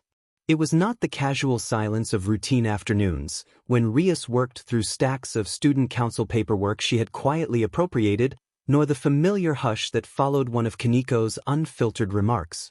This silence had intention and awareness. Everyone in the room seemed to know something important was about to happen, even if none of them were entirely certain what that something would look like. Issei remembered standing in the center of the polished wooden floor, acutely aware of how out of place he felt. The late afternoon sun streamed through the tall windows behind Rias's desk, scattering soft amber light across the room and casting elongated shadows that stretched toward him like silent observers. Dust motes drifted lazily in that light, unaware of the tension beneath them. Ordinarily the clubroom felt lived in, warm, a little cluttered, human despite the beings who occupied it. That afternoon it felt like a laboratory. Rias stood several steps in front of him, composed, shoulders squared in a way that communicated leadership without aggression. The sunlight struck her crimson hair and made the strands shimmer deceptively gently, but her expression did not soften. Her eyes were focused, analytical, and cautious. Rias explained that they would approach the situation methodically, her tone measured and calm despite an undercurrent of concern. Aquino leaned lightly against the far wall near the tea set, fingers interlaced in front of her as if observing a formal demonstration rather than participating in something potentially volatile. Her usual teasing smile was thinner and more contemplative. Kaniko sat forward on the couch, elbows on her knees, chin lowered as she watched Issei with unblinking intensity. There was assessment in her gaze, not humor. Rainier stood to the side with arms crossed tightly across her chest, and her weight shifted to one hip, carrying impatience and a sharper expectation beneath it. Calawarner stood beside her, posture straight and eyes catching the sunlight as she tilted her head slightly. Where Rainier's expression cut, Calawarner's examined. Issei cleared his throat, feeling very much like the only human in a room that had already reached conclusions about him. He asked awkwardly whether they were trying to determine if he could actually use it. Rias inclined her head slightly and confirmed that, based on what the two fallen had reported, he possessed an unusually high quantity of draconic energy. Issei asked whether that was a bad thing. Rias replied that it was not a bad thing here. In fact, more was better in this instance, though having more than typical was unusual. Issei raised an eyebrow, still perplexed, and said that from what he knew, dragon-based sacred gears had draconic energy but only enough to fuel the gear itself.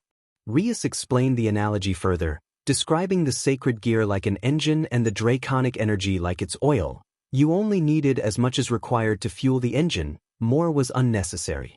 Issei asked if it was possible to access the extra draconic energy he apparently had. Rainier made a quiet, unimpressed sound and commented that access might be a generous word. Aquino said that a more appropriate term would be suppressed. Rias asked whether he suppressed it himself. Calawarner corrected softly that it might be suppressed by something in him instead. Issei frowned and said they kept saying that as if it were obvious, and he wanted to know what was suppressing it. No one answered immediately, and that silence unsettled him more than any answer might have. Rias stepped closer, not aggressively but close enough for him to feel the subtle density of her demonic power in the air. It was steady and controlled, structured in a way he had come to recognize over recent days. Rias began to explain how energy, whether demonic, angelic, or otherwise, operated under fundamental principles. It could be sensed, guided, circulated, and shaped. Even unstable energy followed patterns, and his draconic energy should not be exempt from that. Rainier echoed dryly that energy always moved. Rias noted that Issei had mentioned some familiarity with healing magic. Issei nodded and said he was not advanced. He only knew how to draw from external energy and redirect it, nothing complicated. Rias instructed him to begin with what he knew, to close his eyes, feel the external energy in the room first, anchor himself in something familiar, and then turn inward. He hesitated only a second before closing his eyes and allowing ambient light to disappear behind his eyelids. Immediately his awareness sharpened. Healing magic had always felt cooperative to him. When he drew upon it, the energy responded instinctively to intention. It flowed like water along a guided channel, shaping itself around purpose rather than resisting. He extended that awareness outward first and found the clubroom saturated with power. Rias's demonic energy felt dense but disciplined, like a contained blaze that would consume only what it was directed toward. Aquino's aura crackled faintly at the edges, refined and restrained like lightning coiled beneath silk. Kaniko's energy was compact and unwavering, grounded in a way that suggested physical certainty rather than explosive output. Rainier's light carried sharpness, structured and precise as though engineered for direct application. Calawarner's presence felt smoother by comparison, less aggressive but no less deliberate. Issei said quietly that he could feel it, surprised at how easily the sensations distinguished themselves. Rias acknowledged that and instructed him to withdraw that awareness and turn it inward. He obeyed, expecting warmth or a current, something coiled near his chest or along his spine waiting for recognition. Instead he found depth. At first he thought he had misdirected his attention. There was no flow, no sensation of movement.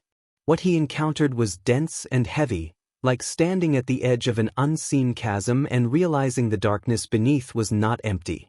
He tried to locate its boundary and found none. He tried to trace its origin and found none. It did not circulate or pulse. It simply existed. Issei murmured that it did not move.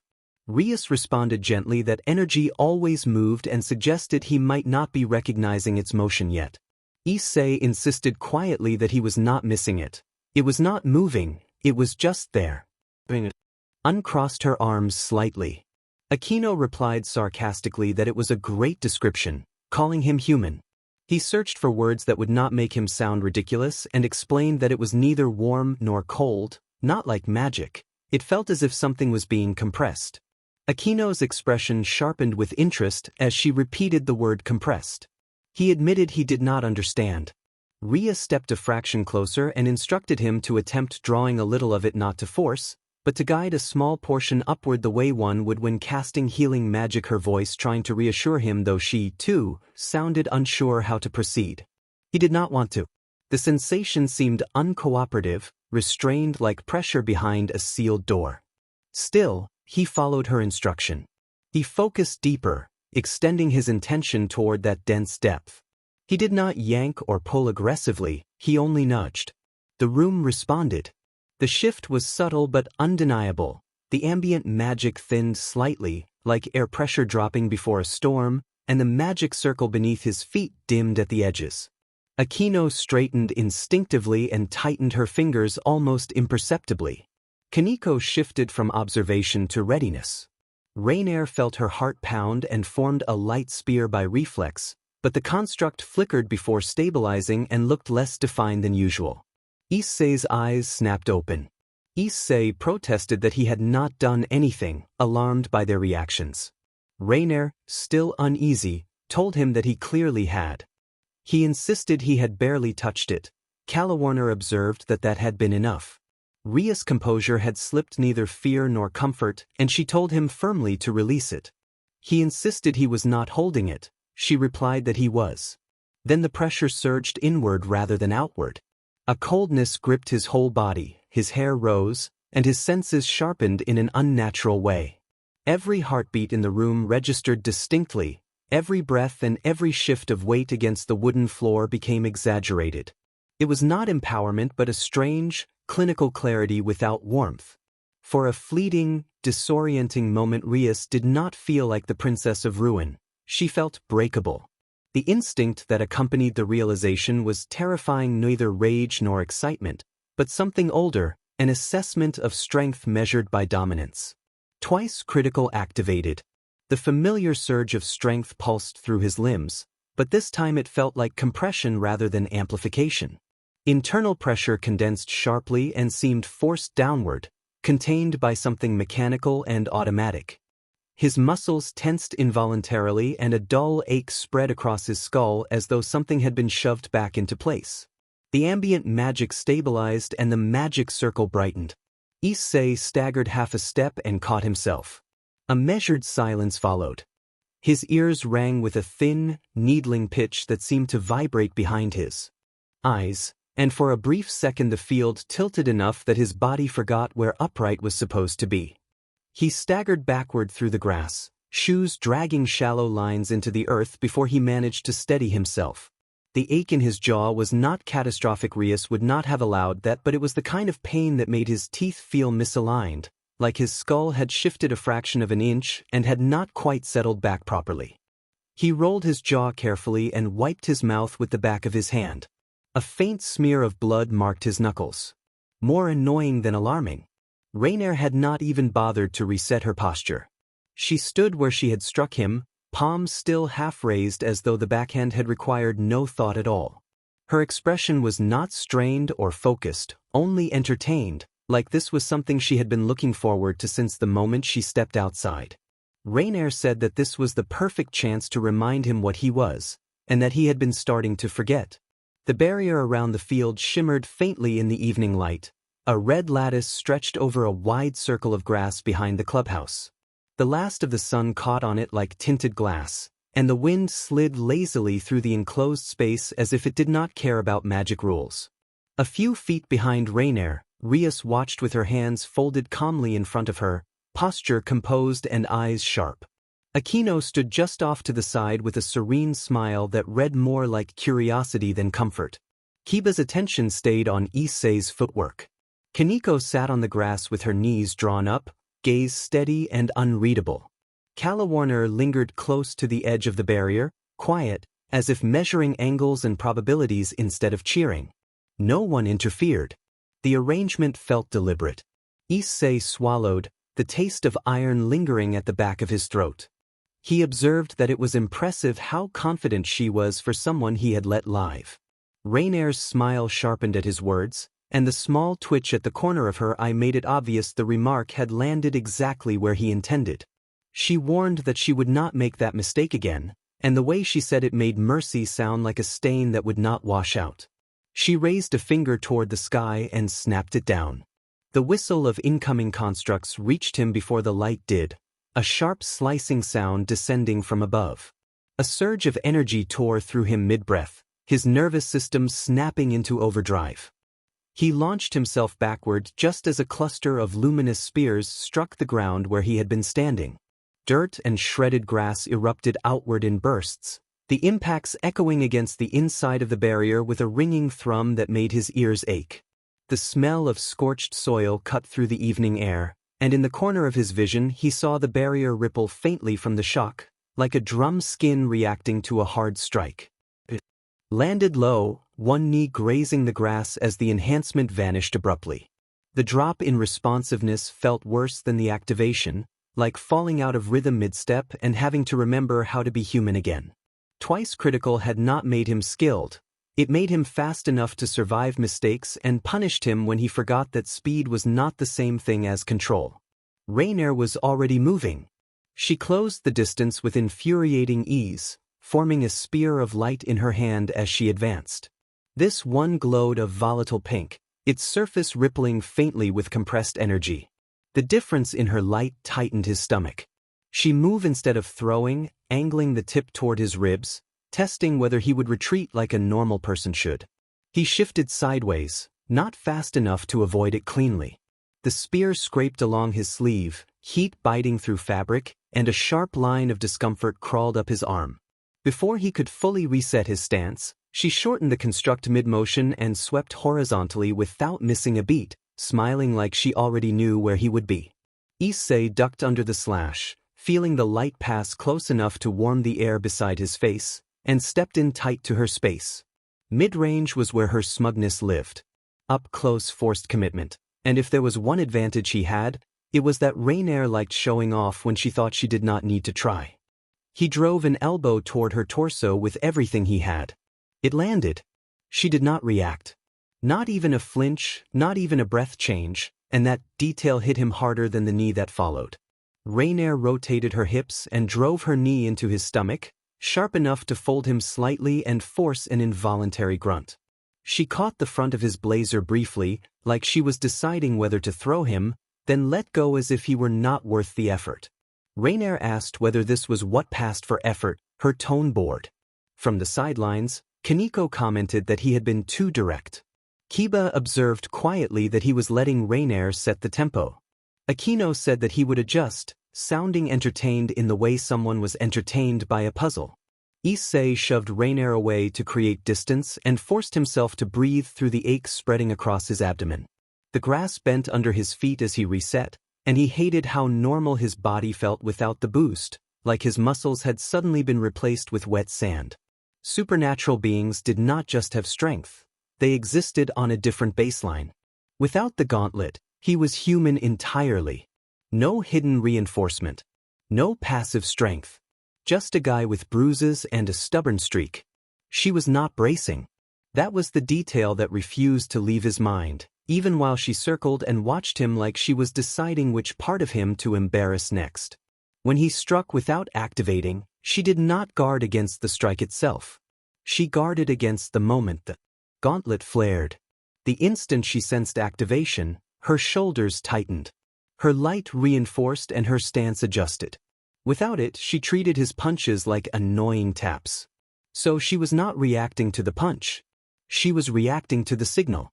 He realized he did not need more force in the way she intended. He needed her to keep ignoring him. Rainier raised her hand again and formed 3 small bolts near her shoulder before flicking them forward, impatient and sharp. The first skimmed past him, tugging at his blazer. The second brushed his forearm with a flash of heat that made his fingers twitch. The third arced toward him with practiced accuracy. The third detonated behind him, flashing bright enough that spots lingered in his vision for a second, turning the barrier's red shimmer into a harsh wash of color. He kept moving, but not with urgency. He let his steps look slightly delayed, slightly reactive, just slow enough to reinforce the story Rainier had already decided was true. He made a point of shaking out his hand like it hurt, of rolling his shoulder like he was frustrated, because Rainier loved nothing more than feeling correct. Rainier told him to try harder, and the way she said it made clear she believed she was being generous. She advanced again, shaping a longer spear with a steadier glow this time, less erratic and more controlled. She expected him to retreat into the open grass, where she could pin him down and keep mocking him at range. Instead, he stepped inward. The shift wasn't sudden or dramatic, it was just enough to make her blink once. He threw a straight punch toward her face without activating the gauntlet, committing to the motion fully so it looked real. There was no flare, no crackle, no shift in the air to warn her of what was coming. It was the same human strike she had already dismissed twice before, delivered with the same shoulder rotation and the same forward drive. Rainier smiled faintly, as if he had just proven her point for her.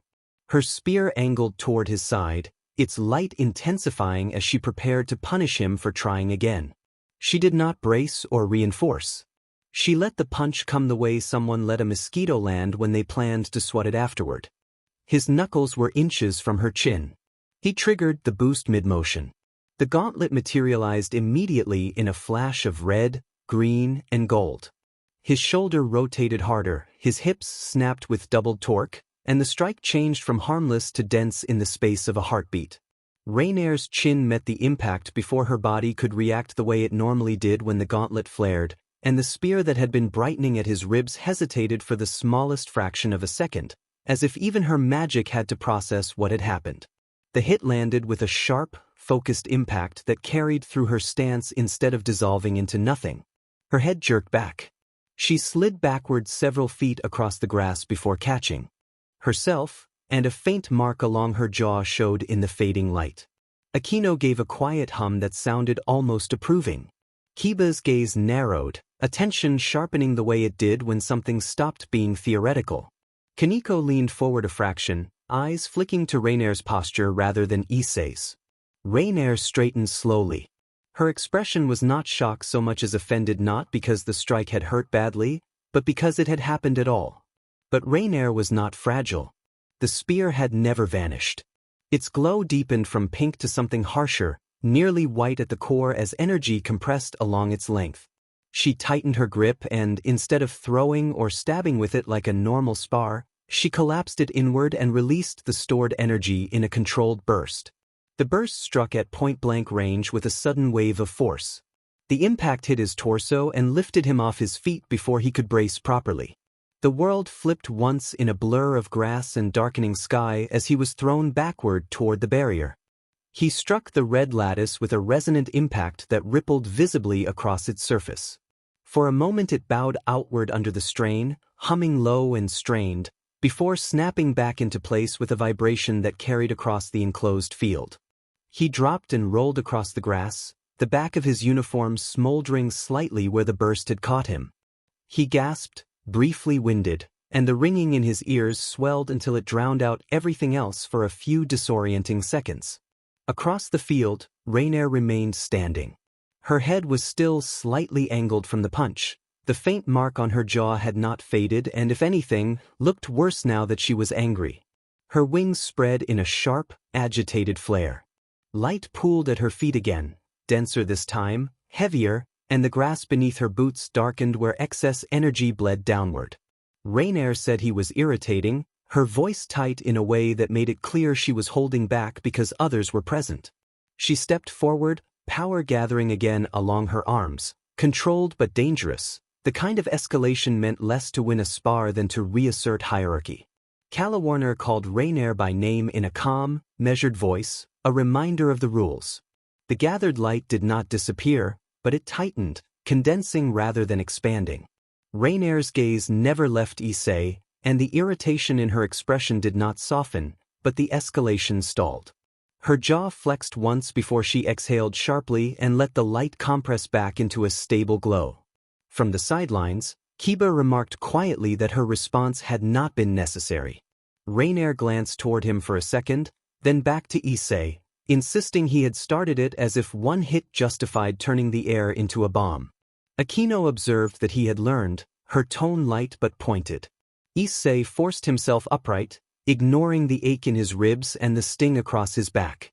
He did not feel stronger or like he had suddenly closed the gap between a human and a fallen angel. He only felt like he had finally stopped playing her game on her terms. Rainer stood there with a mark on her jaw that should not have been there, and that, more than the burst or the barrier's vibration, was what truly bothered her. The barrier's hum lingered longer than it should have, as if the field itself was still deciding whether the burst had been training or something that had briefly slipped into something else. The red lattice above them shimmered in slow, uneven ripples where Issei had struck it, and the grass beneath his boots told the story in ugly patches, scorched arcs, torn tufts, darkened soil where light had cooked the ground instead of simply puncturing it. Issei did not stand up immediately, because rising too quickly after being thrown across a field only made the pain worse and then invited pretending otherwise. He stayed low for a moment, one knee down, one hand in the grass to steady himself, breathing in controlled pulls that still felt slightly wrong. The air tasted faintly metallic, not exactly blood, but heat and ozone and the residue of light magic that never fully disappeared right away. The ringing in Issei's ears softened enough that he could hear the others again, not cheering or gasping, just present. Footsteps approached, soft and precise. Kaneko stopped in front of him and looked down with her usual neutral face, though her eyes missed nothing. The scorch on his back, the way his ribs rose a little too carefully, the way his jaw was set as if he were holding it in place. Kaneko noted that he was alive. Issei exhaled through his nose and expressed his thanks. Kaneko crouched and pressed 2 fingers into his side where the blast had hit hardest. The pressure was exact, clinical, as if she were checking a bruise on a machine rather than a person. Issei fought the impulse to flinch, mostly because he expected she would comment if he did. Kaneko concluded that he was bruised but there was no crack. Issei replied with a dry observation about the DLVRY of the good news. Kaneko's mouth barely shifted. She allowed a faint, dry sarcasm as she acknowledged him. She then stood and offered her hand. When he took it, she pulled him up in one smooth motion without strain. Issei steadied himself, rolled his shoulders once, and flexed his fingers. The burn on his forearm still stung where Rainer's smaller bolts had clipped him earlier, but it was manageable, and the ache in his ribs had sunk into a dull soreness that promised to be worse the next morning. Kiba approached next, polite as always despite the field's scorch marks.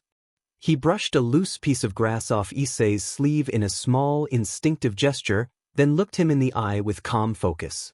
Kiba observed that Issei had made a good adjustment and praised the timing, noting that he had waited for her to commit before activating. Issei only nodded. He felt tired and annoyed and, beneath that, a small satisfaction that his plan had worked. Across the field, Rainer had not fully settled. She stood where she had detonated the spear, wings partially flexed and posture rigid, as if relaxing would be an admission. A faint red mark along her jaw was visible, not dramatic or severe, but there, and that made it harder for her. Calawarner stood nearby with a relaxed slouch that bordered on insolence, arms loose, weight on one leg, expression amused as if watching something mildly entertaining rather than something that had rattled the barrier. She looked comfortable, not concerned. Rainer noticed Issei watching and snapped a challenge, accusing him of enjoying the view. Issei did not respond immediately, refusing to rise to the provocation and only adjusting his stance slightly. Rainer's eyes narrowed and she stepped forward to insist that he not act superior, arguing that he was a human with a toy and one hit did not make him suddenly important.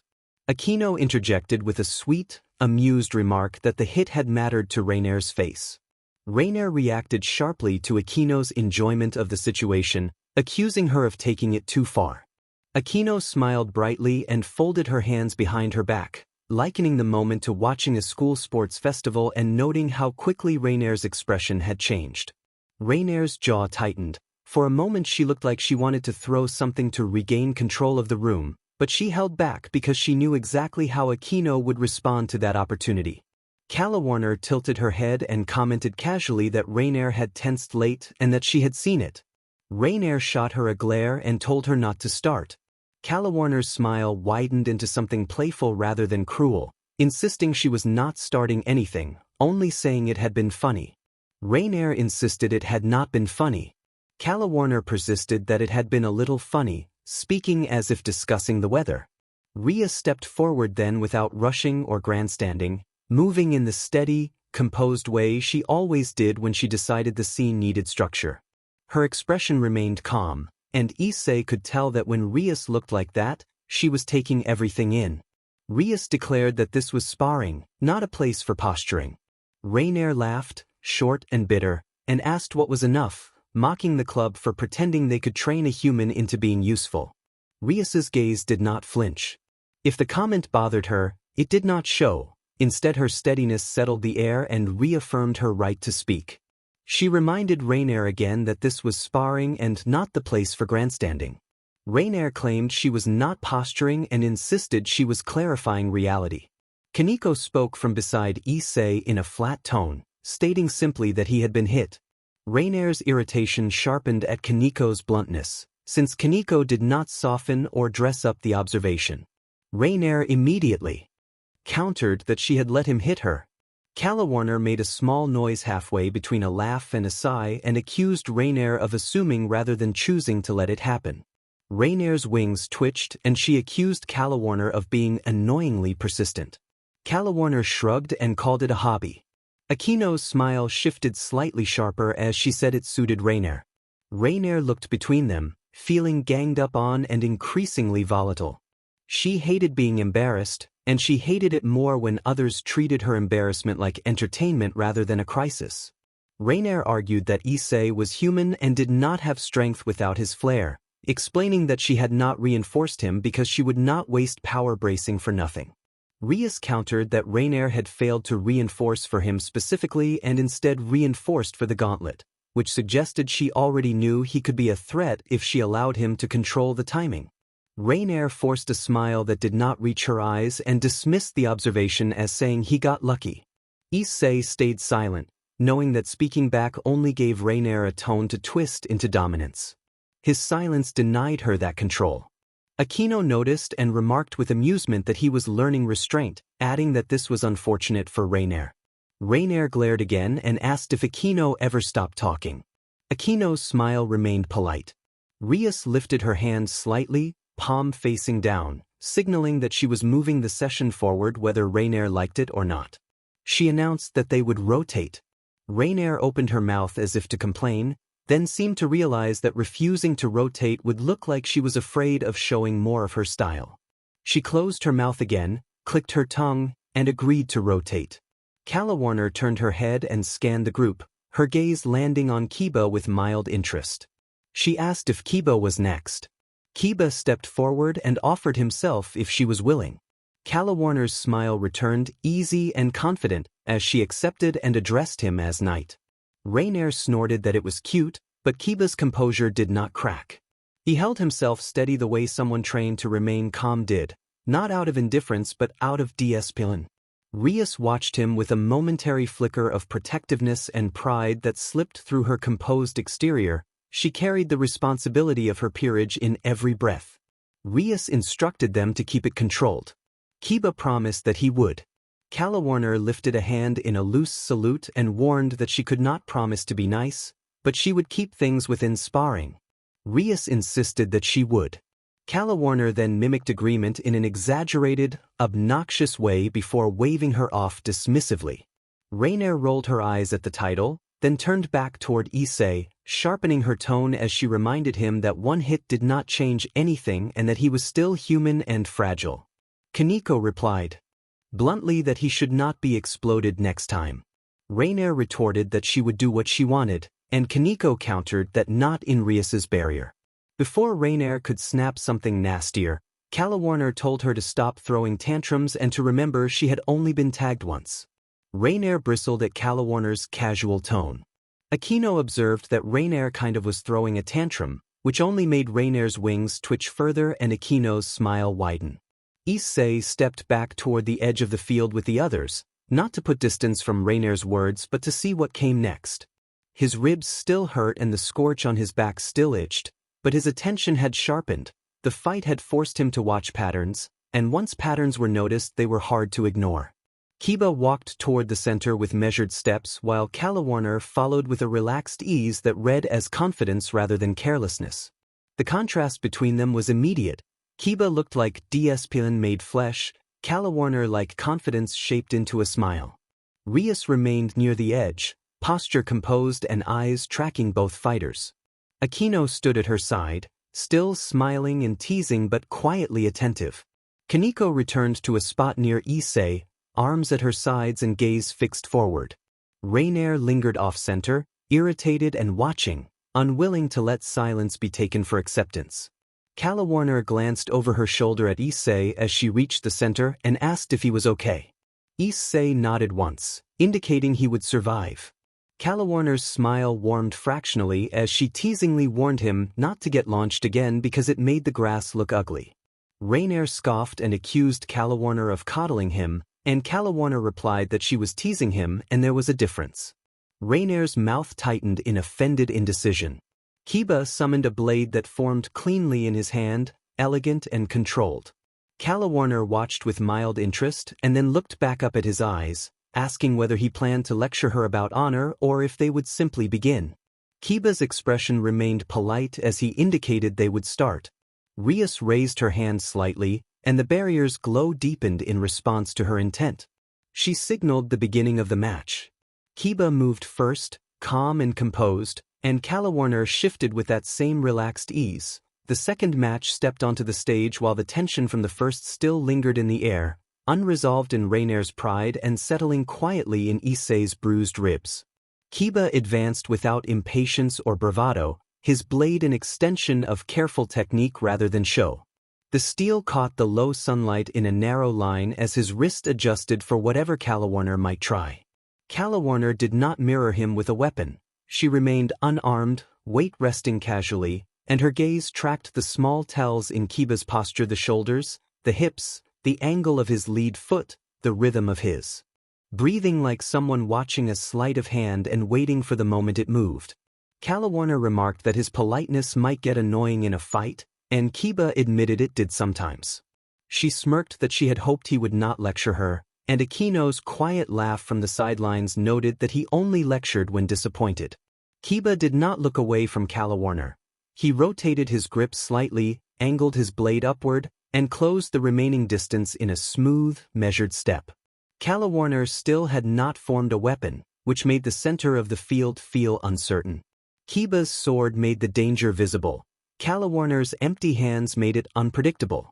Issei, Kaneko, and Rias watched from the side as the two fighters began a swift, non-graphic exchange of skillful moves, feints, parries, and precise strikes, each testing the other's reactions and timing. The grass around them swayed gently where the earlier fight had torn it up, and the sparring continued with focused intensity.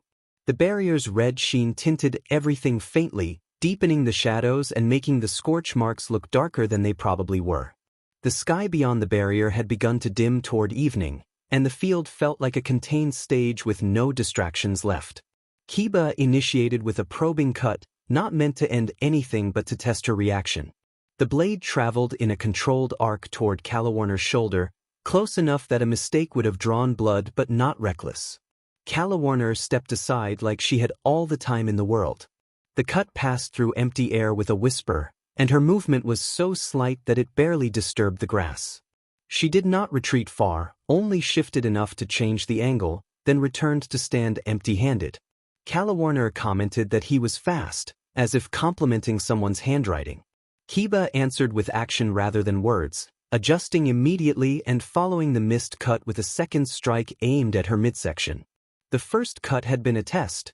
The second was meant to take advantage of the moment when someone usually reset their footing. Calawarner raised her hand casually and formed a thin plane of light in front of her palm. It was not a spear or a blade but looked like a narrow pane of glass, translucent and shimmering faintly. Kiba's sword met it with a muted ring, and the light did not shatter. It redirected, tilting so the force of Kiba's swing slid off angle and dragged the blade a few inches away from its intended path. It was not enough to throw him off entirely, but it was enough to tell him what kind of fighter she was, not a wall, but a lever. Kiba's eyes narrowed slightly as he corrected his balance and pulled back into guard. He did not look surprised. He looked like someone who had just received information. Calawarner's smirk deepened as she remarked that he would adapt. Kiba remained polite and indicated that he would try. Rainier scoffed loudly from farther back, commenting that he talked too much. Calawarner glanced over her shoulder with a lazy grin and told Rainier that she talked enough for both of them. Rainier's face tightened at the nickname. Issei noticed the way her gaze lingered on Calawarner's relaxed posture as if she wanted to snap it in half out of spite. She did not follow through. Her pride would not let her look too invested. Kiba stepped in again but changed the tempo. Instead of one clean strike, he chained two shorter cuts together, alternating angles to see if Calawarner's light planes had a predictable response. The first cut went high, the second low, and his feet moved with it, staying balanced and controlled. Calawarner produced two planes almost lazily, one after the other. The first tilted his high cut outward, the second caught the low cut and shoved it down into the grass. The blade bit earth and threw up a spray of dirt and green. Kiba withdrew instantly, but the moment his sword met the ground created a microsecond of drag, a fraction of resistance. Calawarner used that moment. She stepped in and tapped two fingers against his shoulder with a small burst of light. It was not a spear or a beam but a sharp, localized pulse that landed like a shock. Kiba did not stagger far, but his shoulder jerked and his posture shifted as if a muscle had been startled for a moment. It was not a serious injury, but it produced a sting that registered on a devil as the touch of holy light. He hissed softly from the effect. Calawarner raised her eyebrows and, with a smile, counted that as 1. Kiba rolled his shoulder once, testing it, and kept his expression composed, though the tension around his eyes tightened. He was not rattled by pain. He was cataloging it the way he cataloged everything. Rias, standing on the sidelines, spoke softly and cautioned Kiba not to let Calawarner set the rhythm. Kiba did not reply with words. His next movement did. He shifted his approach entirely, closing distance more aggressively while keeping his sword shorter and closer to his body. He no longer relied on reach, he aimed to control space. Calawarner's smile tightened as she recognized the change and focused. Kiba stepped in and aimed a move toward her centerline, then twisted mid-motion into a feint that pulled her attention forward while his real cut came across toward her forearm, a practical target intended to limit her ability to form constructs quickly. Calawarner reacted fast but not perfectly. A plane formed and redirected the cut, but not fully enough. The edge of Kiba's blade nicked her sleeve and grazed skin. A shallow nick appeared along her forearm, bright against her skin. It was small. It was real. Calawarner blinked once, looked down at the cut with mild surprise that he had managed it, and then looked back up at Kiba with an expression that was more pleased than angry. She acknowledged that he was serious. Aquino, watching nearby, observed with amusement that he always was. Calawarner flexed her fingers. The small cut changed the dynamic immediately. Up until now she had been playing with angles and timing. A real injury made play less comfortable. Kiba did not press recklessly. He pressed with discipline, stepping in again and moving his sword in controlled patterns designed to make her hands work, forcing her to shape planes repeatedly rather than allowing her to build anything larger. Calawarner's response shifted. Her planes became thicker and denser. The air around them shimmered more clearly, and each redirection carried more force. Kiba began to feel the pushback. Every time he struck, her magic stole a fraction of his momentum and returned it at a slightly wrong angle, threatening to pull him off balance. It became subtle warfare.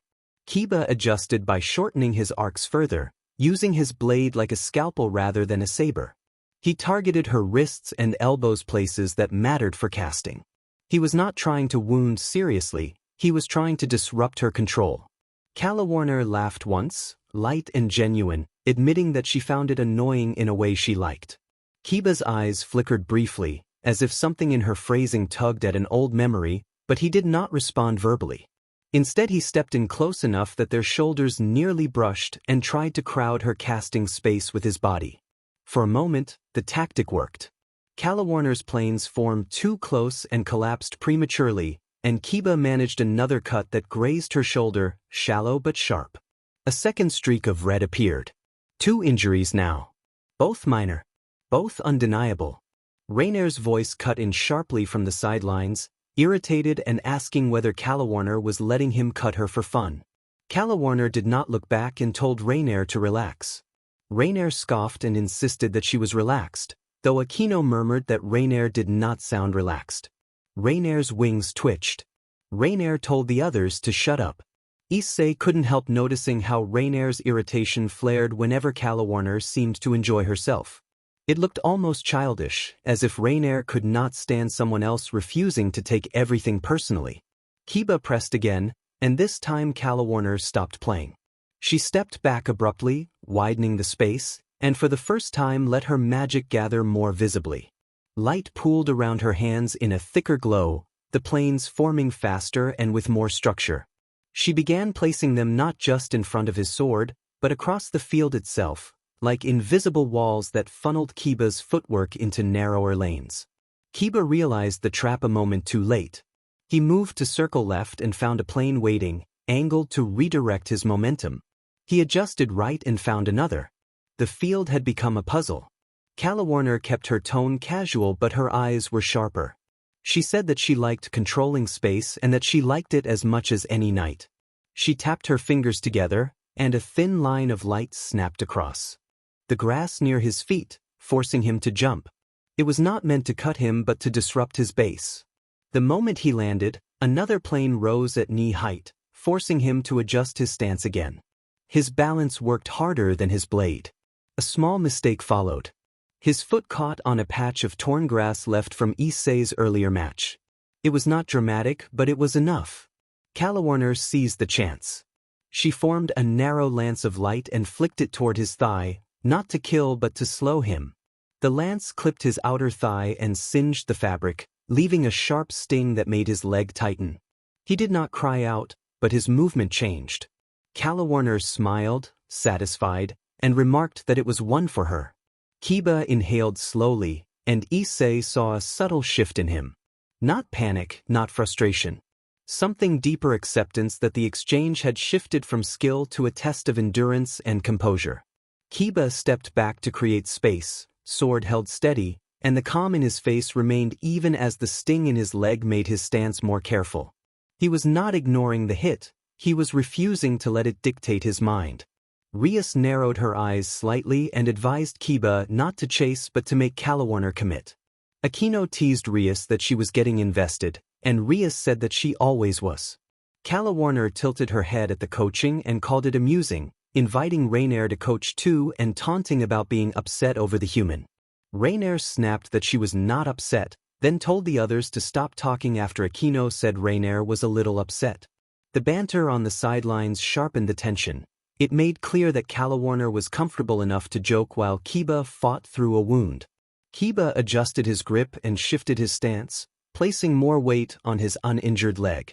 He stopped attacking in long sequences and began waiting, watching, forcing Calawarner to decide whether to keep controlling space from a distance or risk closing in.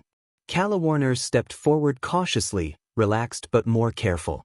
She raised her hands and formed 3 planes around him, angled like a funnel to limit his options. Kiba deliberately advanced into the funnel with his blade held close, accepting the confined space as if by choice. That decision forced Calawarner to respond. The closer he got, the harder it became to manipulate angles without risking contact. She formed another plane to redirect his blade downward, but Kiba used the forced motion as a pivot, swinging his blade upward along the plane's edge and riding the rail. The maneuver was controlled and elegant and caught Calawarner's wrist with the flat of the blade hard enough to disrupt her casting for a moment. It was not a cut. It was a shock. Calawarner's eyes widened and her relaxed posture cracked into alertness. The planes around him flickered, and in that flicker Kiba moved. He stepped in close, ignoring the sting in his leg, and delivered a clean slash toward her ribs. Calawarner twisted away. The blade did not land exactly where he wanted, but it still struck her side, shallow and sharp enough to make her inhale. Her smile vanished for the first time. She was no longer amused. She tightened her voice and acknowledged that she understood. Kiba held his sword steady and watched, breathing controlled and eyes focused. Calawarner took a step back and lifted both hands, light gathering quickly, thicker and brighter. She shifted tactics and began to overwhelm rather than toy with planes. A series of lances formed around her, fired in staggered timing to force Kiba into a rhythm of dodges and blocks. The first lance aimed for his shoulder and he deflected it with his blade. The second targeted his injured thigh again, forcing him to pivot. The third came low, meant to trip him. Kiba avoided the worst, but the pressure forced errors. A lance grazed his forearm, leaving a burning line across his sleeve. Another struck his shoulder, shredding cloth. The accumulation of strikes began to sap his stamina and slow his responses. Calawarner watched carefully and asked if he was still calm. Kiba answered that he was, and she teased him that he was lying, turning the test into a challenge. Kiba's calm was not an act but something practiced, the kind of restraint learned because losing composure had consequences. Issei did not know the details of Kiba's past, but he could feel it in the way Kiba refused to let pain turn into panic. Calawarner closed distance again, aiming to finish with a heavier strike. She formed a dense spear this time and moved toward his chest. Kiba parried, but the force behind the move was stronger. The impact jolted through his arm and, slowed by his injured leg, he could not move fast enough. The spear scraped his shoulder more deeply than the earlier hits and the blow took the wind from him for a moment. Kiba's breath hitched once, real and controlled. Rias's expression tightened, and Issei saw her hands clench faintly at her sides before she forced them still. Protective instinct, controlled by leadership. Akino's smile softened for a moment before she returned to her practiced composure, unwilling to show worry unless she wanted someone to notice. Kalawarner exhaled slowly and approved that Kiba was tough. Kiba replied quietly that he had to be. That was the first line that sounded as if it came from somewhere deeper than polite composure, and it shifted the atmosphere. Kalawarner narrowed her eyes, reassessing him and realizing there was more under that calm than DSP. Kiba used the moment. He stepped back deliberately, not in fear but to create space and force Kalawarner to advance if she wanted to finish. He raised his blade and changed stance, lowering the tip slightly to invite a move. Kalawarner hesitated for half a second. Pragmatism and caution were part of what made her dangerous, but they were also vulnerabilities Kiba could exploit. He advanced instead. As he moved, he manifested a second blade in. His offhand, smaller and quicker. The twin swords changed his silhouette and made his angles harder to read. He pressed forward with layered pressure, one blade probing, the other punishing. Kalawarner responded with planes again, but her casting slowed a fraction as small wounds began to affect her timing.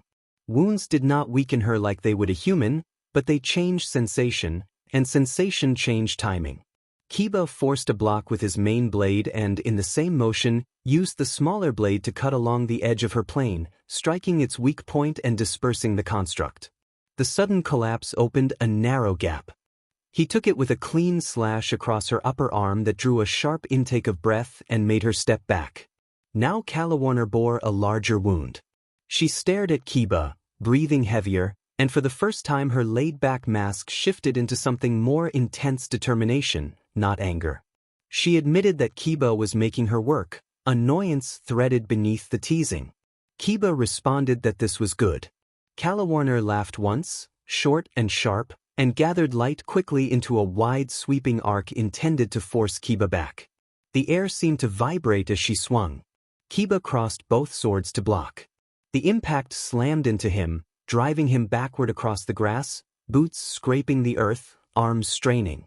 For a moment it looked like he might lose his balance, and Issei's stomach tightened because if Kiba fell there, Kalawarner could end the match with a follow-up. Kiba did not fall. He anchored his stance, absorbed the force, and then used it as a spring. His injured leg cried out, but he ignored it. As Kalawarner's wide arc began to dissipate, he surged forward to close the distance before she could rebuild full control. Kalawarner's eyes widened. She had not expected him to advance through that. She raised her hands to form planes, but Kiba did not give her time. He cut high, cut low, pivoted, and drove the pommel of his blade into her wrist, disrupting the casting. The movement was efficient rather than graceful. Kalawarner stumbled back and Kiba pressed his sword against her throat for a fraction of a second, not to cut but to make the point. The field fell into a different kind of quiet. Kalawarner froze and then slowly raised both hands, palms outward. She conceded that he had won. Rias awarded the point to Kiba. Kiba lowered his blade immediately and stepped back, posture composed despite the clear signs of his injuries staining his sleeve and thigh. He inclined his head slightly toward Kalawarner in thanks. Kalawarner flexed the wounded arm, grimaced faintly and smirked, calling him annoyingly good. Kiba softened and acknowledged that she was stronger than she pretended to be. Kalawarner insisted she did not pretend and that she simply did not panic. From the sidelines, Rainier clicked her tongue and declared that it was now her turn to deal with the cat. Kaneko watched Rainier calmly and unreadably. Kinos. Smile brightened with anticipation and she commented that it would be fun. Issei observed Kiba step back toward them. He remained calm and polite, but there was a new heaviness in his eyes that suggested the effort had cost him more than he would admit. He had won, but not cleanly or easily, and his ability to push through injury without losing composure reminded Issei that strategy and composure mattered as much as strength. Kiba met Issei's gaze briefly, then looked away, acknowledging the observation without inviting discussion. Rias lingered on Kiba with a protective pride hidden beneath her composed exterior before turning her attention back to the center of the field. Akino tilted her head beside Rias, studying Kiba with quiet interest rather than amusement. She observed that he had not used a particular technique that might have ended the match sooner. Rias agreed. They moved on. Rainier stepped forward again, taking the center with an impatient purpose, wings adjusting as if she could not decide whether to appear effortless or dangerous. The grass still bore darker scorch marks from her earlier detonation, and the barrier above them glowed a steady red that deepened the evening light like a stage. She favored the stage not for its theatrics but for the control an audience provided. Her gaze found Kaneko almost immediately. The small, pale girl walked forward at her usual quiet pace, and that steady calm seemed to irk Rainier more than a loud challenger would have. Kaneko did not hurry and did not perform. She didn't even glance at the torn grass or the scorched soil, as though the field was a blank page and none of what had happened earlier mattered. Rainier's lips curled. She invited them to show what they could do besides stare, her voice smooth enough to sound playful if the contempt behind it had not been so obvious. Kaneko stopped a few steps away, head tilted slightly upward because Rainier refused to stand level when she could hover, and Kaneko told her that she talked a lot. Akino made a quiet sound at the edge of the barrier, and Rainier's smile tightened instantly when she registered it. Rias did not move, but her attention sharpened in a way that made the air feel denser around the group. Kiba stood composed and polite, though the fresh cuts on his sleeve and shoulder were still visible, and Issei stayed slightly behind them, rubbing absent circles into his sore ribs as he watched. Rainier lifted her hand, palm outward, and a bright pink holy light gathered at her fingertips in a pulse that looked almost pretty if one ignored what it represented. The first spears snapped into existence behind her shoulder like impatient arrows, each one slim and gleaming, and she flicked them forward with the casual precision of someone tossing darts at a wall.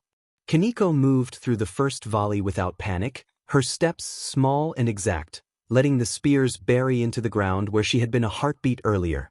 The impacts punched small divots into the grass and sent up bursts of turf. One spear grazed her sleeve and tore fabric. The sting that followed did not change her expression. She took it as an observation rather than a warning. Rainier noted that Kaneko did not flinch and remarked with a hint of satisfaction that Kaneko felt pain after all. Kaneko kept walking forward. At first the change was subtle because her pace did not alter, but her direction did. She was shortening the space between them with each motion rather than trying to avoid the next attack. Rainier rose higher, wings spreading wider to stay out of comfortable reach, and formed another cluster of spears. This time the light condensed until the edges shimmered white-hot.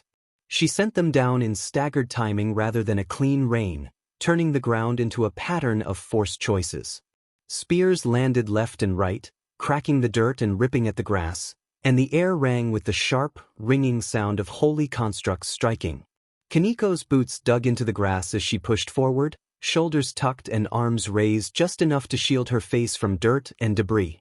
The field around her began to look like it had been pounded by a hammer, uneven craters and torn lines marking where she had stepped between blasts. A spear landed close enough to throw her sideways, and she slid on one knee before her palm caught the ground and she corrected her balance with a quick, compact motion that looked more trained than frantic. Rainier's smile altered into one of satisfaction. She wanted Kaneko to look clumsy, and the stumble was something she could frame as weakness if she pressed hard enough. She taunted Kaneko about being small and asked whether Rias had taken her in because she liked collecting strays or needed something cute to put on a couch. Kaneko's eyes stayed fixed on Rainier's center mass as she rose. She replied quietly that Rainier's aim was getting worse. The comment landed deeper than Rainier expected. It was not an insult meant to wound but an unemotional assessment, and assessments were harder to argue with. Rainier descended abruptly, boots touching the grass with a controlled landing, and the spears in her hand reshaped into a long bright pink blade that hummed faintly. She stepped in as if proximity would make Kaneko seem smaller. The first slash came fast and clean, aimed at Kaneko's shoulder. Kaneko bent at the knees and slipped under it, the blade passing inches above her hair. Rainier followed, rotating her wrist and dragging the blade back across, trying to catch Kaneko as she rose. Kaneko shifted again. The edge grazed her forearm with a hot sting and left a shallow mark, but she did not stop moving. She kept her feet inside Rainier's range, close enough that every swing demanded commitment. Rainier's mouth lifted in a smug half-smile when she saw the mark, pleased that her attacks were having an effect. She said that this meant Kaneko was learning. Kaneko answered calmly that she had already known. She stepped forward into the next swing, letting the blade pass by her shoulder with minimal clearance, and drove her palm into Rainer's ribs with blunt, efficient force. The strike snapped through Rainer's posture and made her stumble a step. It was not enough to launch her, but it was enough to rearrange her confidence. Rainer's eyes widened for a heartbeat and then sharpened with anger. She hissed that she should not be touched, and the bright pink blade flared as she swung again with more power and less restraint. Kaneko took a shallow cut on her shoulder and another along her thigh as Rainer adjusted angles quickly. For a moment Rainer's aggression seemed to be working. She kept Kaneko reacting, contained, and on the defensive. Each slash was accompanied by the harsh, ringing hum of holy light, and the air around them seemed to heat where the constructs passed.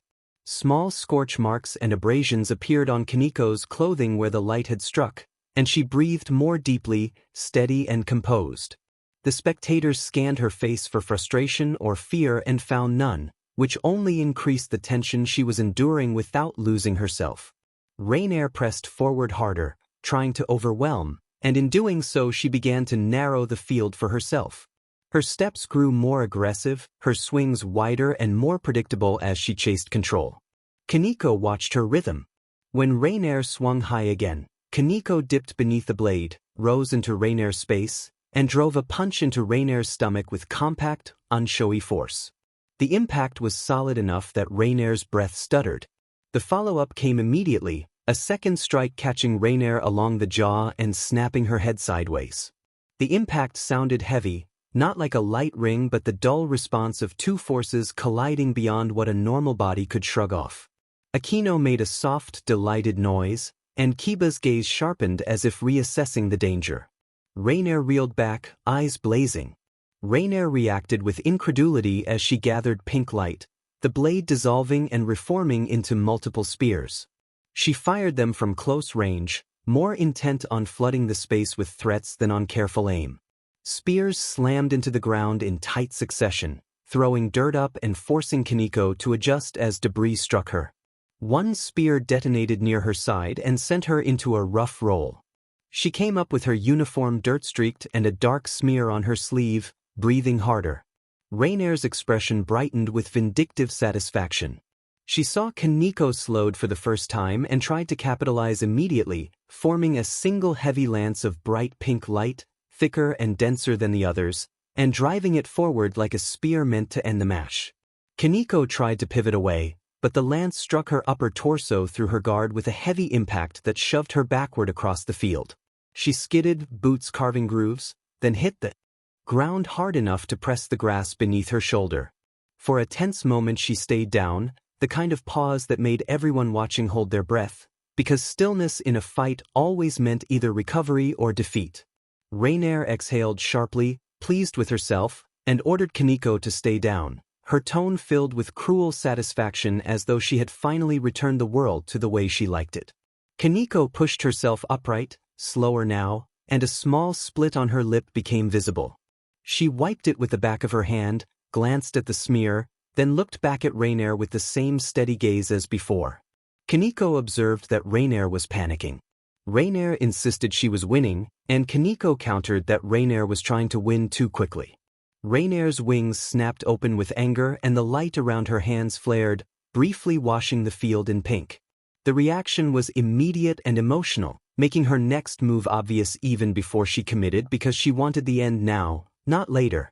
She lunged in with a thick blade of holy light, swinging downward with enough force to split the air, aiming to strike Kaneko and end the exchange decisively. Kaneko stepped forward. The blade caught her side, a sharp sting that forced a quick inhale, but she did not stop.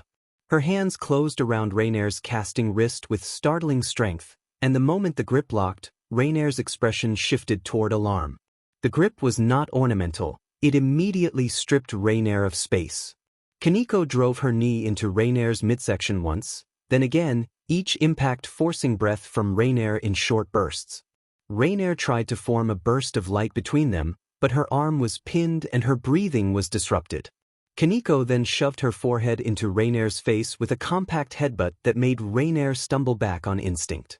In that instant the field shifted, Rainier was reacting.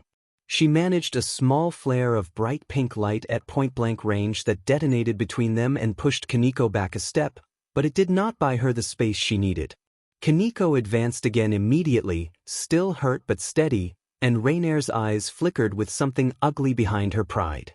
Kaneko swept Rainier's leg out from under her with a low strike timed to the moment Rainier tried to lift off. Rainier hit the grass hard, wings splaying awkwardly for a fraction of a second, and Kaneko followed down with her, maintaining pressure without scrambling.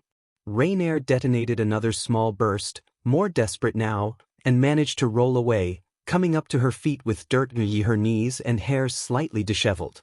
She appeared angrier at the mess than the pain, as if the ground itself had insulted her. She fired a quick volley of short-range spears, but her timing had degraded and her aim had become more emotional than precise. One spear clipped Kaneko's shoulder, another struck wide and detonated harmlessly, and a third hit the grass near Kaneko's feet, forcing an adjustment. The rhythm was gone. Kaneko closed the distance through it. She stepped into Rainier's space again and drove a palm strike into Rainier's sternum that knocked the wind from her. The next strike landed against Rainier's throat, disruptive enough to force her head back and break her casting rhythm. Rainier tried to lift her arm anyway, but Kaneko's fist drove into her midsection with decisive force, and Rainier folded forward involuntarily, knees hitting the grass. The bright pink light around her hands flickered and died. The barrier hummed faintly overhead and the wind slid across the grass. The field fell quiet except for breathing. Kaneko stood over Rainier, shoulders rising and falling more heavily now, her uniform marked in several places, but her gaze remained clear. Rias intervened calmly and ordered them to stop. Rainier remained kneeling for a moment as if her body were pretending it had chosen the position. She looked up slowly, eyes wet with rage rather than tears. The humiliation was more visible than any injury. Rainier tried to speak but swallowed, forcing the rest down because she refused to give anyone the satisfaction of hearing her lose control completely. Kaneko stepped back first, turning away without dramatic flair, and that simple action cut deeper into Rainier's pride than any blow.